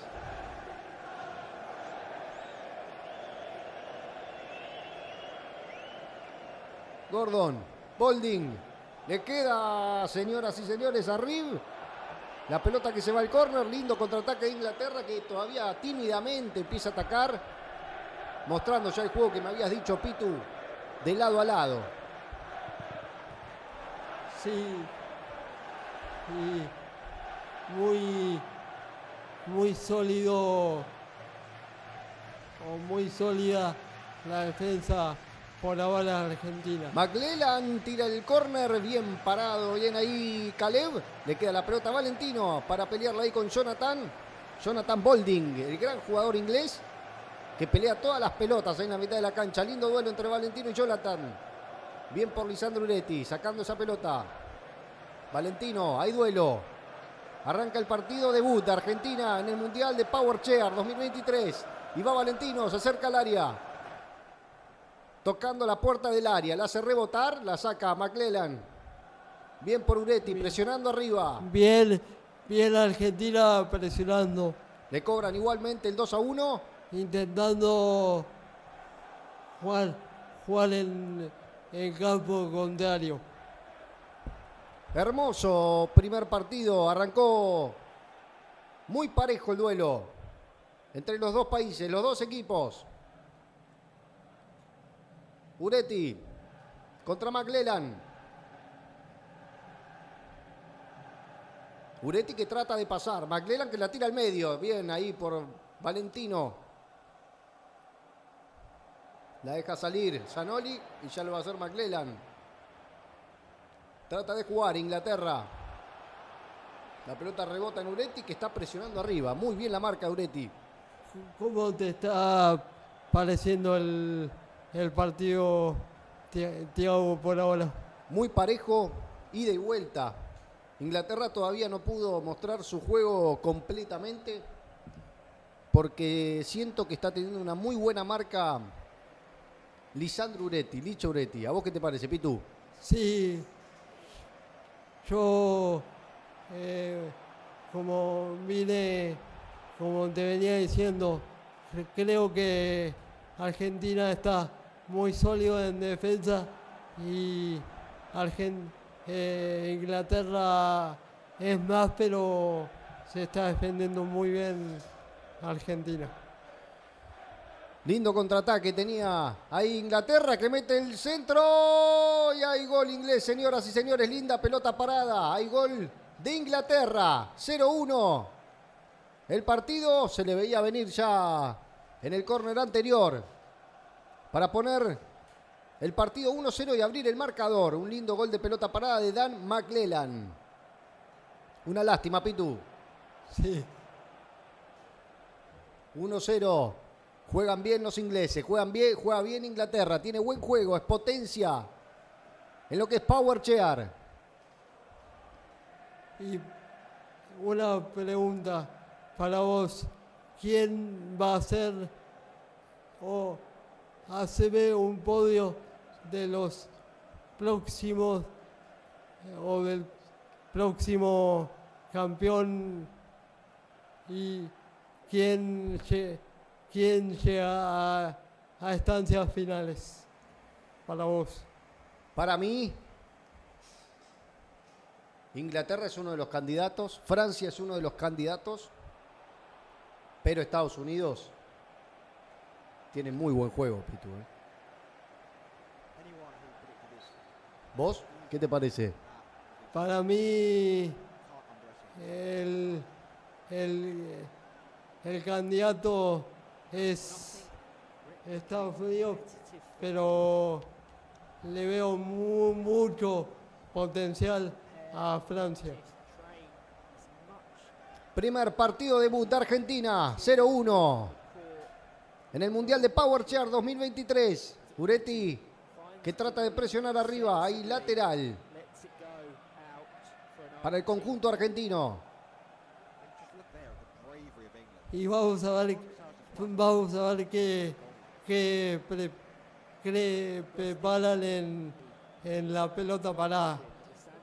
Ahí trataba de penetrar la defensa inglesa, pero muy sólida, muy sólido ahí. Parado Bolding. Y ya lo va a hacer el lateral, Lisandro Uretti en la mitad de la cancha. Cumpliéndose ya 10 minutos de juego. 1-0 gana Inglaterra contra Argentina. Un nuevo lateral. Que ya lo va a hacer Uretti.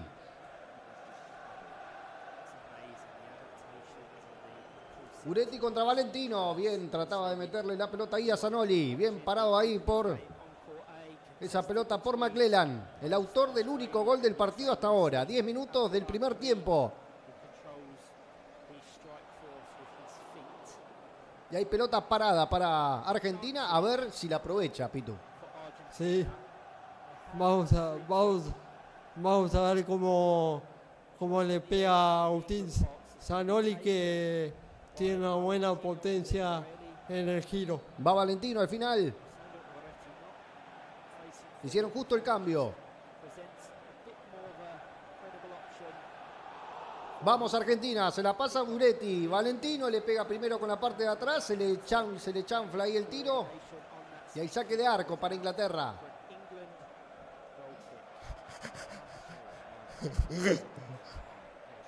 Qué nervios, Pitu, qué nervios. 10 minutos de juego. Ya lo hace Gordon. Muy bien Zanoli. Se ríe Pitu, se tienta. Ahí va. Valentino. Todavía poco de Valentino, poco de Segarelli. Tiene que aparecer el mago. A ver si Argentina empieza a poder mostrar su juego. Contra un gran equipo inglés. Gordon. Bien por Valentino, recuperando esa pelota. Se va al lateral.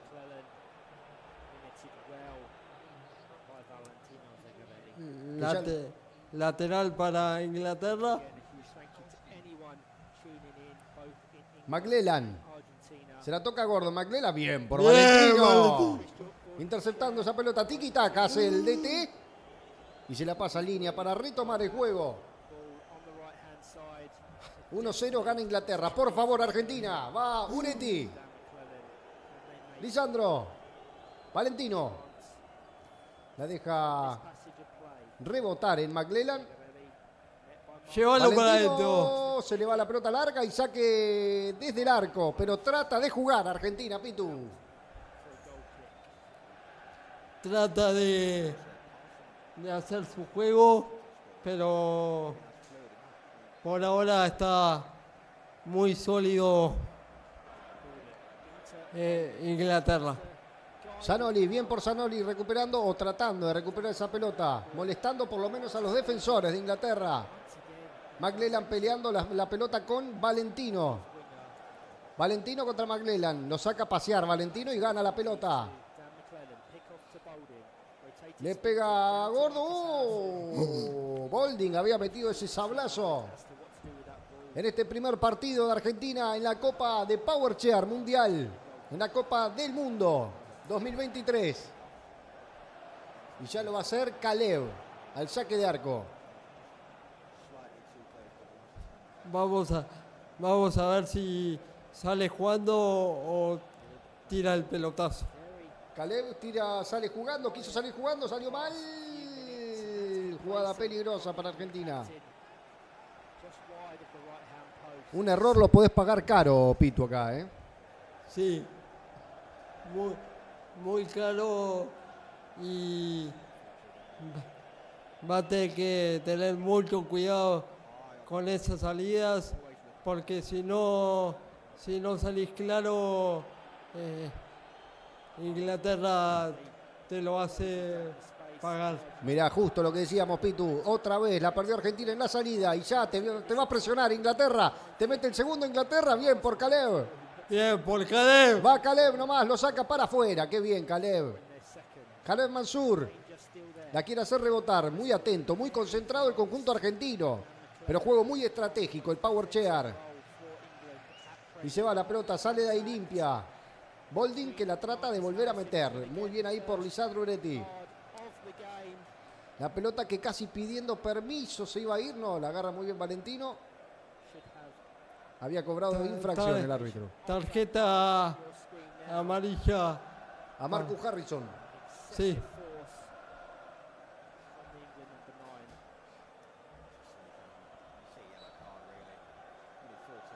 Ya lo hace Uretti. Uretti que la pierde. Había metido el sablazo ahí McLellan. Qué peligro es el ataque inglés. Qué peligro es el ataque inglés. No podemos salir. Nos cuesta salir. Ya llegando a los 15 minutos de este primer tiempo de un partido trabado, ¿no? Sí. Muy trabado. Mirá cómo mueve la pelota Inglaterra. De un lado para otro. Valentino que la trata de interceptar. Y va a ver si la puede armar Argentina. Cobra infracción el árbitro y hay tiro libre peligroso para Inglaterra. Veremos. Va Bolding.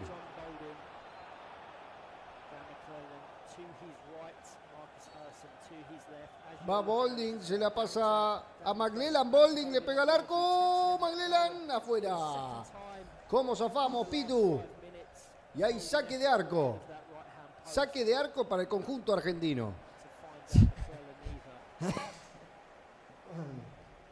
Y ya lo va a hacer, Caleb. Sí.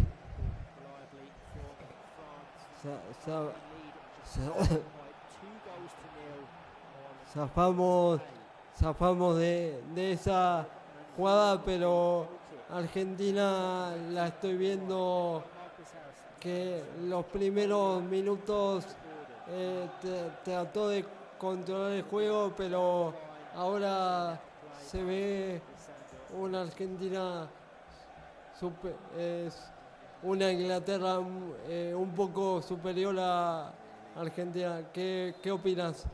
Opino lo mismo, pero vamos Argentina, vamos que nada está dado ahí. Valentino que trata de presionar arriba, logrando el lateral ofensivo. defensivo, perdón, para Inglaterra. Partido muy trabado, como decías vos, Pitu. Pero está bien Argentina abajo igualmente. Ahí marca bien Valentino. Y ahí saque desde el arco. Sí, Argentina va a tener que no hacer siempre salida de abajo, sino tirar un pelotazo y encontrar a una Inglaterra que no quede bien parada. Intenta jugar, intenta salir Argentina mientras toca Inglaterra y le queda la pelota, cobra el árbitro igualmente. Pero cómo intenta jugar Inglaterra, aunque no puede del todo últimamente. Y ya lo va a hacer Uretti. Dicho Uretti. Zanoli. Marca bien el conjunto inglés. McLellan. Bolding. McLellan quería meter el tiro al arco. Presiona al arquero, sale desde el fondo. Toca en todas las partes de la cancha la pelota. McLellan no la pudo agarrar. Y se va Valentino. A ver si lo puede pasar a Bolding. Valentino toca atrás. Estaba bien ubicado McLellan, que ya arma el contraataque. A ver Caleb. Caleb que mete el pase para adentro. McLellan. Sigue McLellan. Bolding. McLellan. Qué dupla esa. Bien Caleb. Bien por Caleb. Recupera Caleb. Bien por Uretti. Bien ubicado. Licha Uretti que se la pasaba a Zanoli. Pero interceptaba bien Bolding. Qué molesto que es Bolding. Sí. Muy molesto. Presiona muy arriba y no deja jugar a una selección argentina que intenta salir, pero ahora no puede. Ya llegando al final de este primer tiempo, de este primer partido debut de la Copa del Mundo, del Mundial de Powerchair 2023. Ahí lo asistían a Licha Uretti y ya retoma el juego. Valentino contra Bolding. Bolding que traba abajo y gana nomás. Bolding, sigue Bolding, espera McLellan del otro lado. Harrison, Bolding, Gordon. Mueve la pelota a Inglaterra, le pega al arco, Bolding, lo agarra Bolding. Uf, qué terrible este equipo, qué terrible. Qué tapadón de Caleb. Tapadón de Caleb para mantener el 1-0. Y para mantener a una Argentina viva. Y ahí va, Bolding, Uretti. Lo ahoga Inglaterra, Argentina directamente. No lo deja jugar. A ver, Valentino, a ver qué puede armar el conjunto argentino en esta. Valentino, mitad de la cancha, la amaga. Lo amagó nomás, lo siguió de largo Bolding. Valentino, sigue Valentino. Traba con Gordon. Pase. Le había trabado bien la pelota a Gordon. Valentino que trata de recuperar. La pelota que desfila la línea del arco. Sale muy bien. Bolding. Qué bien. Abajo. McLellan. Y ahora el contraataque. El arquero que cobra.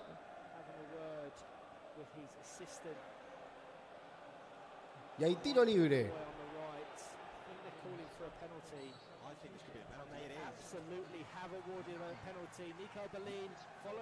¿Cobró penal? Cobro penal para la Argentina. Cobró penal para Argentina.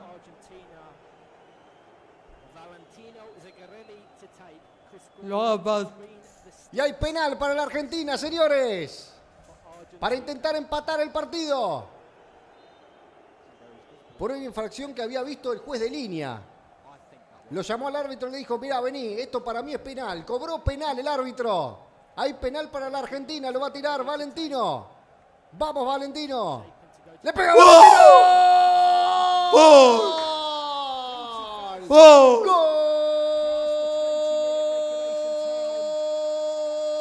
¡La Argentina! ¡Qué lindo gol de penal, Pitu!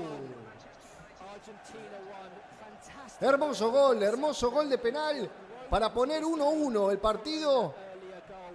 Qué lindo partido, Pitu. Lindo primer tiempo. Qué lindo segundo tiempo que se viene. Retoma el juego y se termina el primer tiempo. Se terminó el primer tiempo. 1-1 Argentina-Inglaterra. Terrible, terrible lo que pasó a lo último, Pitu. Sí, no habíamos visto el penal, pero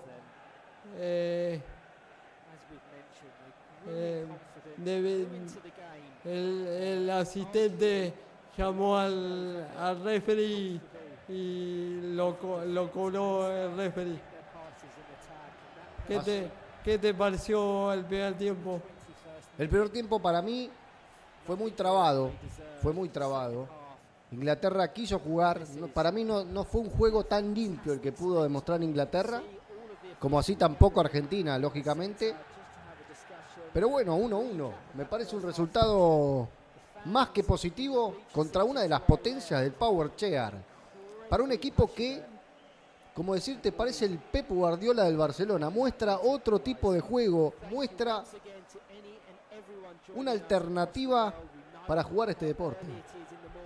Sí, yo vi una Argentina que se defendió bien, capaz no atacó mucho, pero se mantuvo sólida en defensa y consiguió el gol a través de un penal.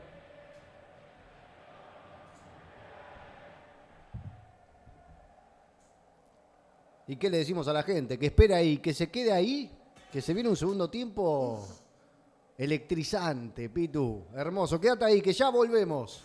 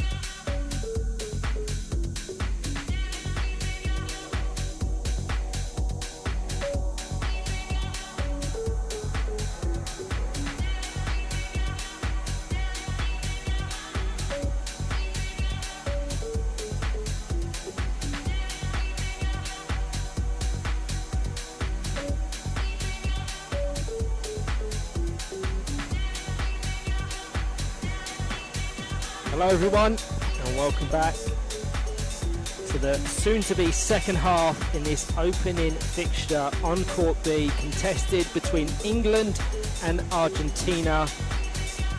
Currently locked on 1 goal apiece. An early goal from England scored by the young Dan McClellan. Then the teams pretty much inseparable in terms of quality on the court, and it was a late penalty awarded by Nico Balin, our central referee, which allowed Valentino Zegarelli to score the equaliser. Looking forward to the next half.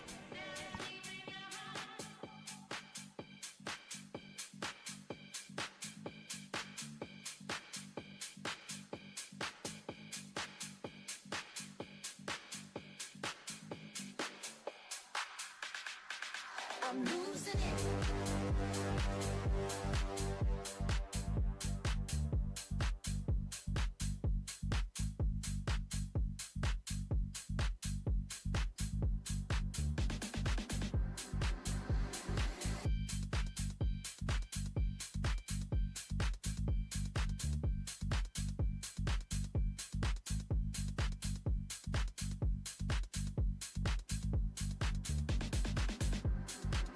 I'm losing it.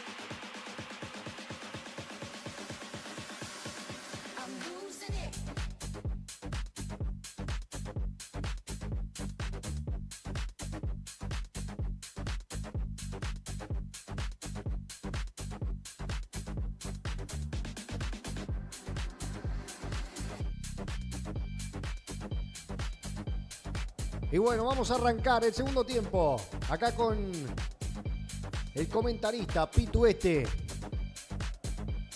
Antes que nada, les quiero decir a todas las mamás un muy feliz día.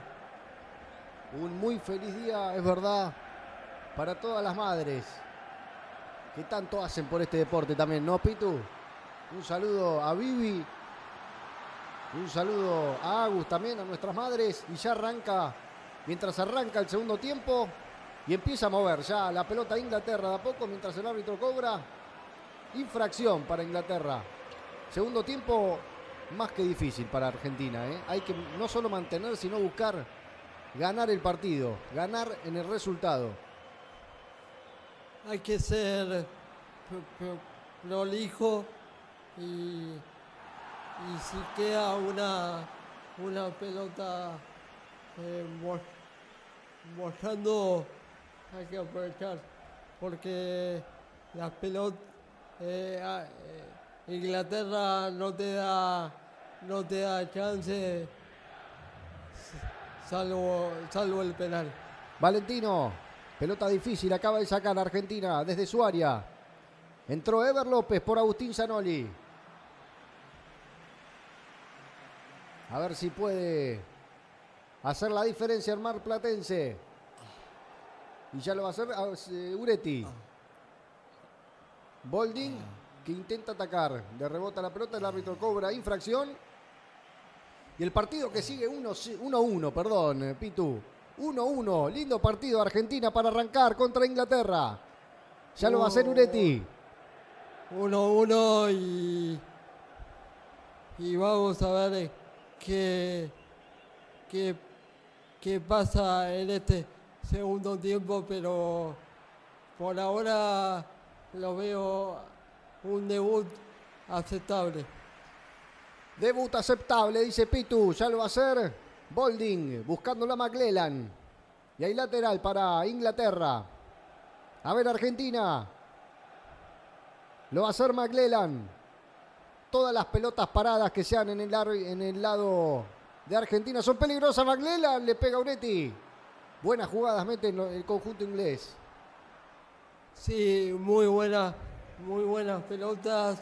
Y Argentina ahora está defendiendo, pero si deja uno arriba puede salir la contra.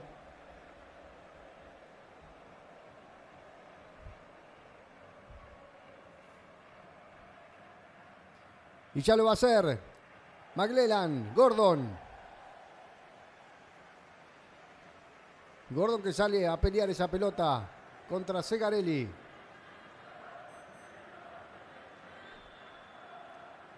Y ahí actualizamos la página para estar más actualizados que nunca, para llevarte el Powerchair a tu casa. Copa del Mundo que se va jugando en Australia, en Sydney, con una amarilla que le sacaron a Segarelli, Pitu. Sí, una amarilla que le sacaron a Seguinos por un choque. Y bueno, hay que cuidarse de las tarjetas. Cuidado con las tarjetas, dice Pitu Este. Gordon. Lateral para Argentina que sale de abajo, sale de la zona roja. Para intentar crear, para intentar generar alguna jugada peligrosa. Uretti. Andá, le dice Uretti. Se la pasa a Valentino. Valentino encara a Bolding. Estaba bien McLellan ahí, bien ubicado. Y cobra el 2-1 el árbitro. 2-1 para Argentina. Vamos a ver quién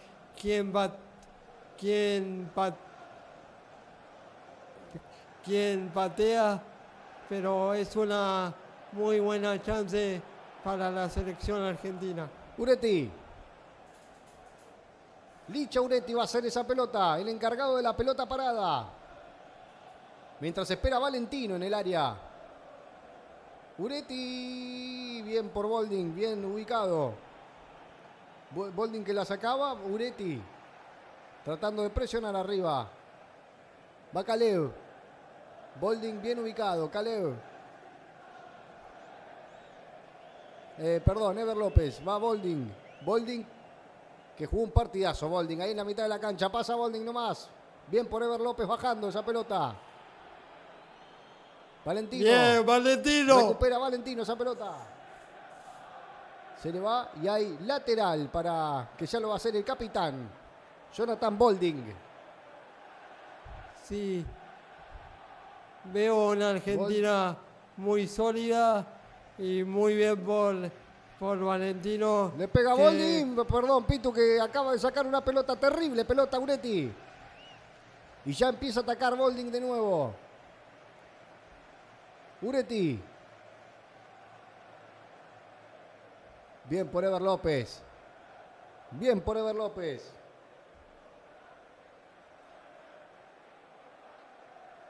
Tratando de hacerse cargo de esa pelota. Sí.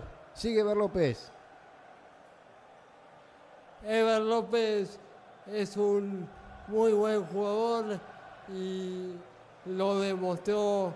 Valentino Ever López, justo que me estabas hablando, Pito. Ever López casi entra por el segundo palo y hay córner para Argentina.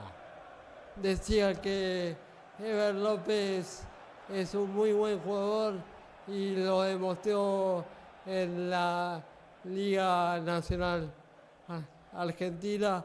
Y vamos a ver qué hace la selección argentina en este córner. Valentino le pega al arco, palo, queda en juego la pelota. Le queda Valentino en línea que levanta la bandera. Marcando el 2-1. Pide explicación Valentino. ¿Qué cobraste? Le dice a línea. Tranquilo que es para vos, le dice línea. Y ya lo va a hacer Valentino. Otra pelota parada. Sí, totalmente. Otra pelota para. En contra. Ya lo va a hacer McLellan. Bien por. Y advertencia para Valentino que ya tiene amarilla. Basta, le dice, basta, no te quejes más. Y ya lo va a hacer Gordon. 1-1 el partido, Argentina-Inglaterra. Bien por Uretti. Bien por Uretti. Que trabaja esa pelota y se va al lateral. Linda Licha Uretti. Bien Uretti presionando, no dejándolo jugar al jugador inglés. Vamos a ver qué pasa en esta próxima jugada. Mira cómo presiona Valentino arriba, peleando la pelota contra Bolding. McLellan que trata de buscar el gol. Uretti que lo impide. Y el árbitro que cobra nomás. Ya entrando en los últimos 10 minutos del partido. De este debut argentino en el Mundial de Powerchair en Australia. Uretti. Licha Uretti. Ever López. Vamos Ever. Espera Valentino en el medio. Sigue Ever López. Le pega a Ever López. Hay tiro de esquina para Argentina. Hay tiro de esquina para la selección argentina. Vamos a ver qué que preparan esta pelota para... Ataca Argentina. 1-1 el partido. Entrando los últimos 10 minutos de juego, le pega Ever López, le quedaba la pelota a Uretti. McLellan que impide que la pelota se vaya al lateral, pero se le va nomás. Y hay lateral argentino. 30 minutos de juego. Recordemos que es hasta los 40. Sí. 20 minutos por tiempo. Y ya lo va a hacer Licho Uretti.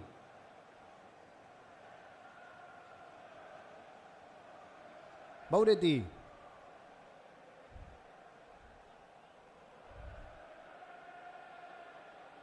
Lo hace Uretti nomás. Valentino. La pelota que se va al córner. Y no deja de atacar Argentina. Ahora Argentina está atacando un poco más. Y no la está dejando salir a Inglaterra y vamos a Argentina. Vamos Argentina, queda Valentino Segarelli la pelota. Bien parado, bien ubicado el capitán Bolding. Valentino Bolding. Jonathan Bolding. Trabando esa pelota con Valentino. Capitán contra capitán. Valentino. Desfilando el área inglesa.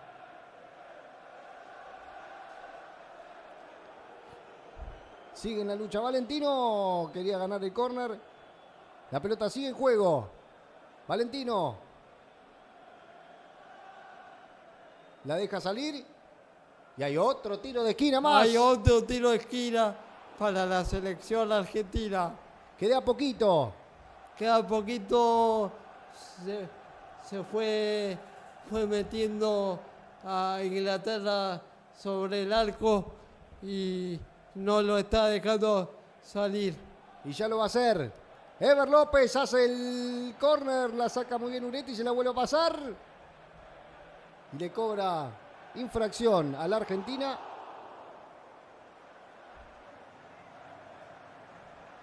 Y hay tiro libre para Inglaterra. Vamos a ver si puede presionar acá Argentina. A ver, Argentina, son estos minutos que hay que estar concentrados. Trata de jugar McLellan. Bien por Uretti. Se cae el árbitro, se sigue cayendo el árbitro. Siga, dice nomás. Falta, cobre juez. Va Uretti. Uretti. Bordon, de partidazo hoy Bordon, ¿eh? Sí. Bolding. Uretti, sigue Uretti. Muy Sigue bien. Licha. Saca Gordon. Muy y bien ahí por levantó la línea el juez de línea. Se va el jugador inglés. Se va McLellan. Y había levantado en línea, como había visto. Había levantado en línea, se había ido la pelota.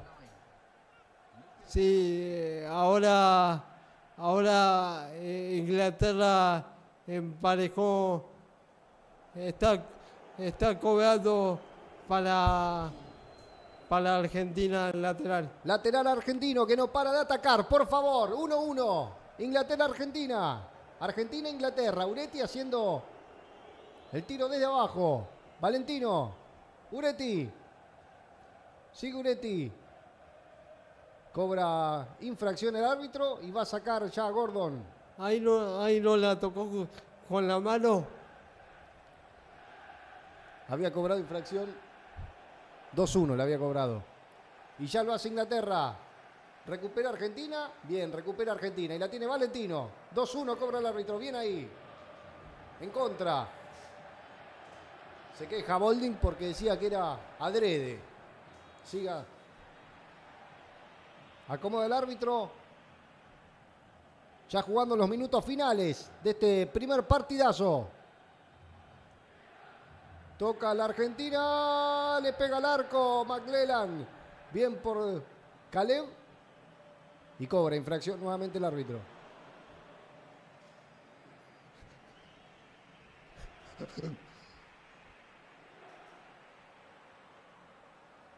Sí, cobra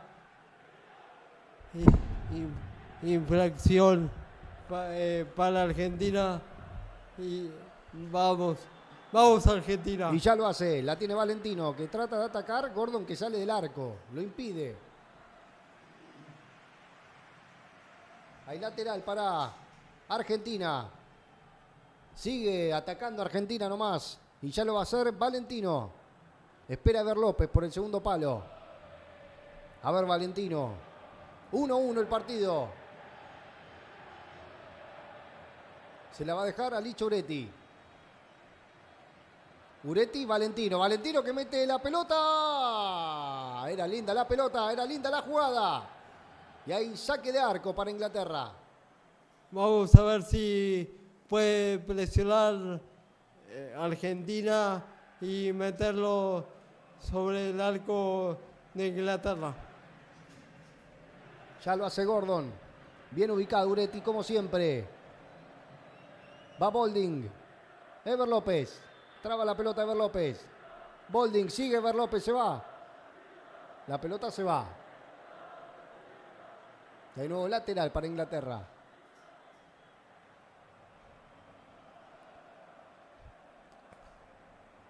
Harrison. Gordon.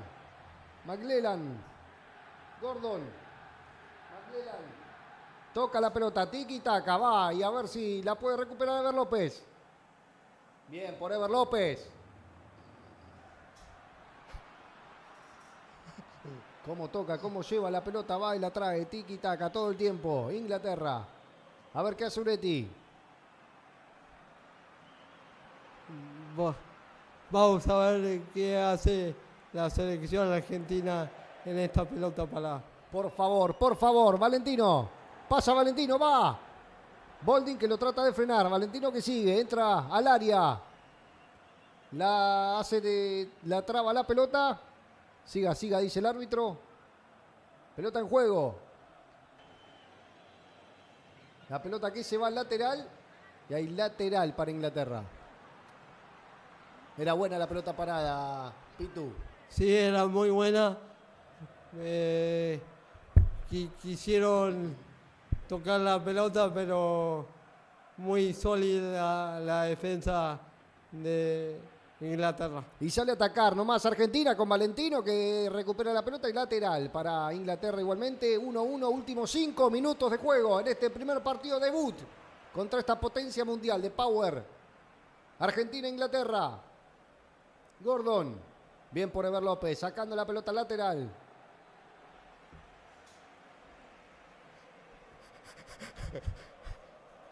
Va Gordon.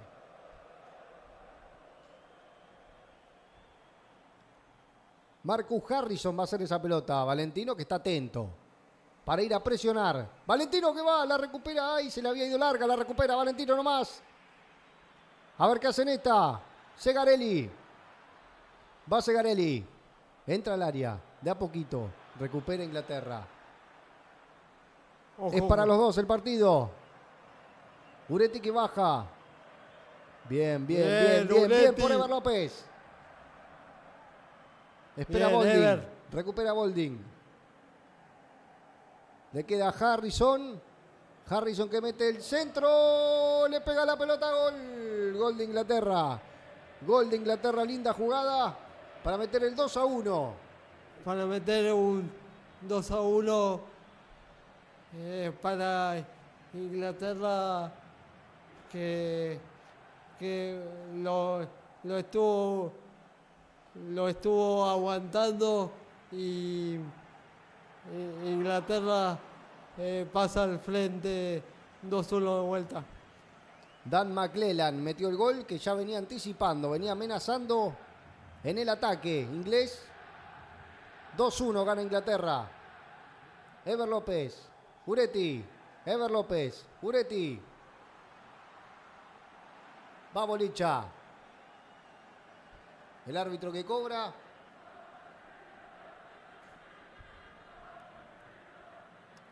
Infracción para Inglaterra. En los últimos minutos de juego. A ver si podemos hacer algo más. Valentino que presiona. Otro lateral para Inglaterra. Vamos Argentina, Pitu. Vamos Argentina. No está nada terminado. No está nada terminado y vamos Argentina, se puede, que se puede. Desde Sydney, la Copa del Mundo de Powerchair.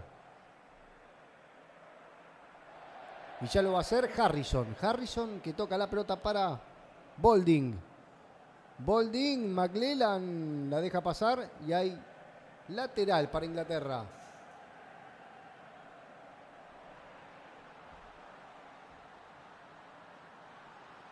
McLellan.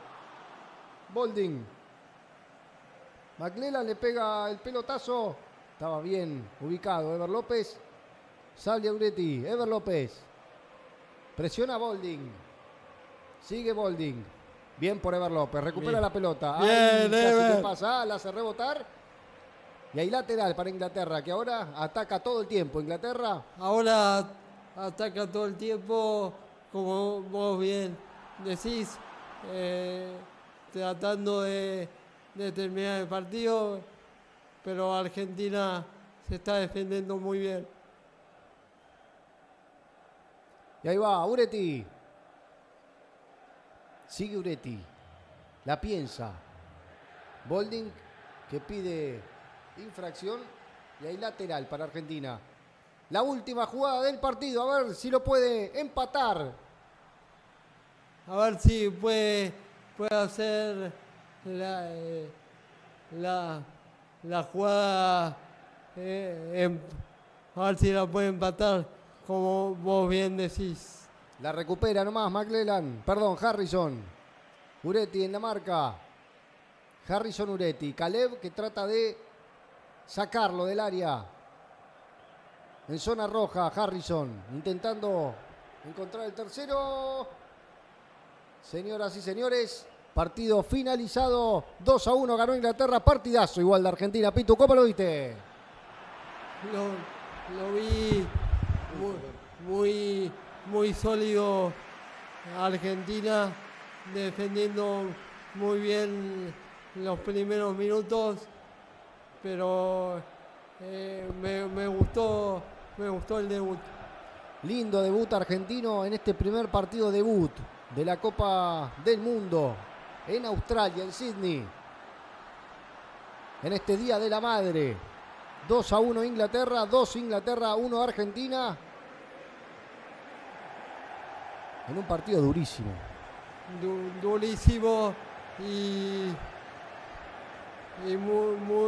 muy bien jugado por ambas selecciones. Próximo partido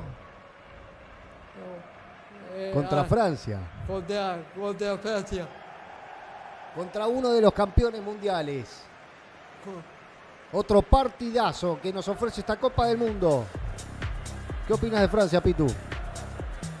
Y Francia es el último campeón del Mundial pasado. Va a ser un partido muy difícil, pero yo creo que si Argentina muestra solidez en defensa y puede generar un ataque o varios ataques, le veo posibilidades a Argentina. Ahí vemos a todos los jugadores argentinos con toda la familia que fue a acompañar, a todas las madres. Feliz día a todas las madres que están del otro lado. Muchas gracias por acompañarnos y nos vemos mañana contra Francia, Pitu. Nos vemos mañana contra Francia. Espero que sea un buen partido.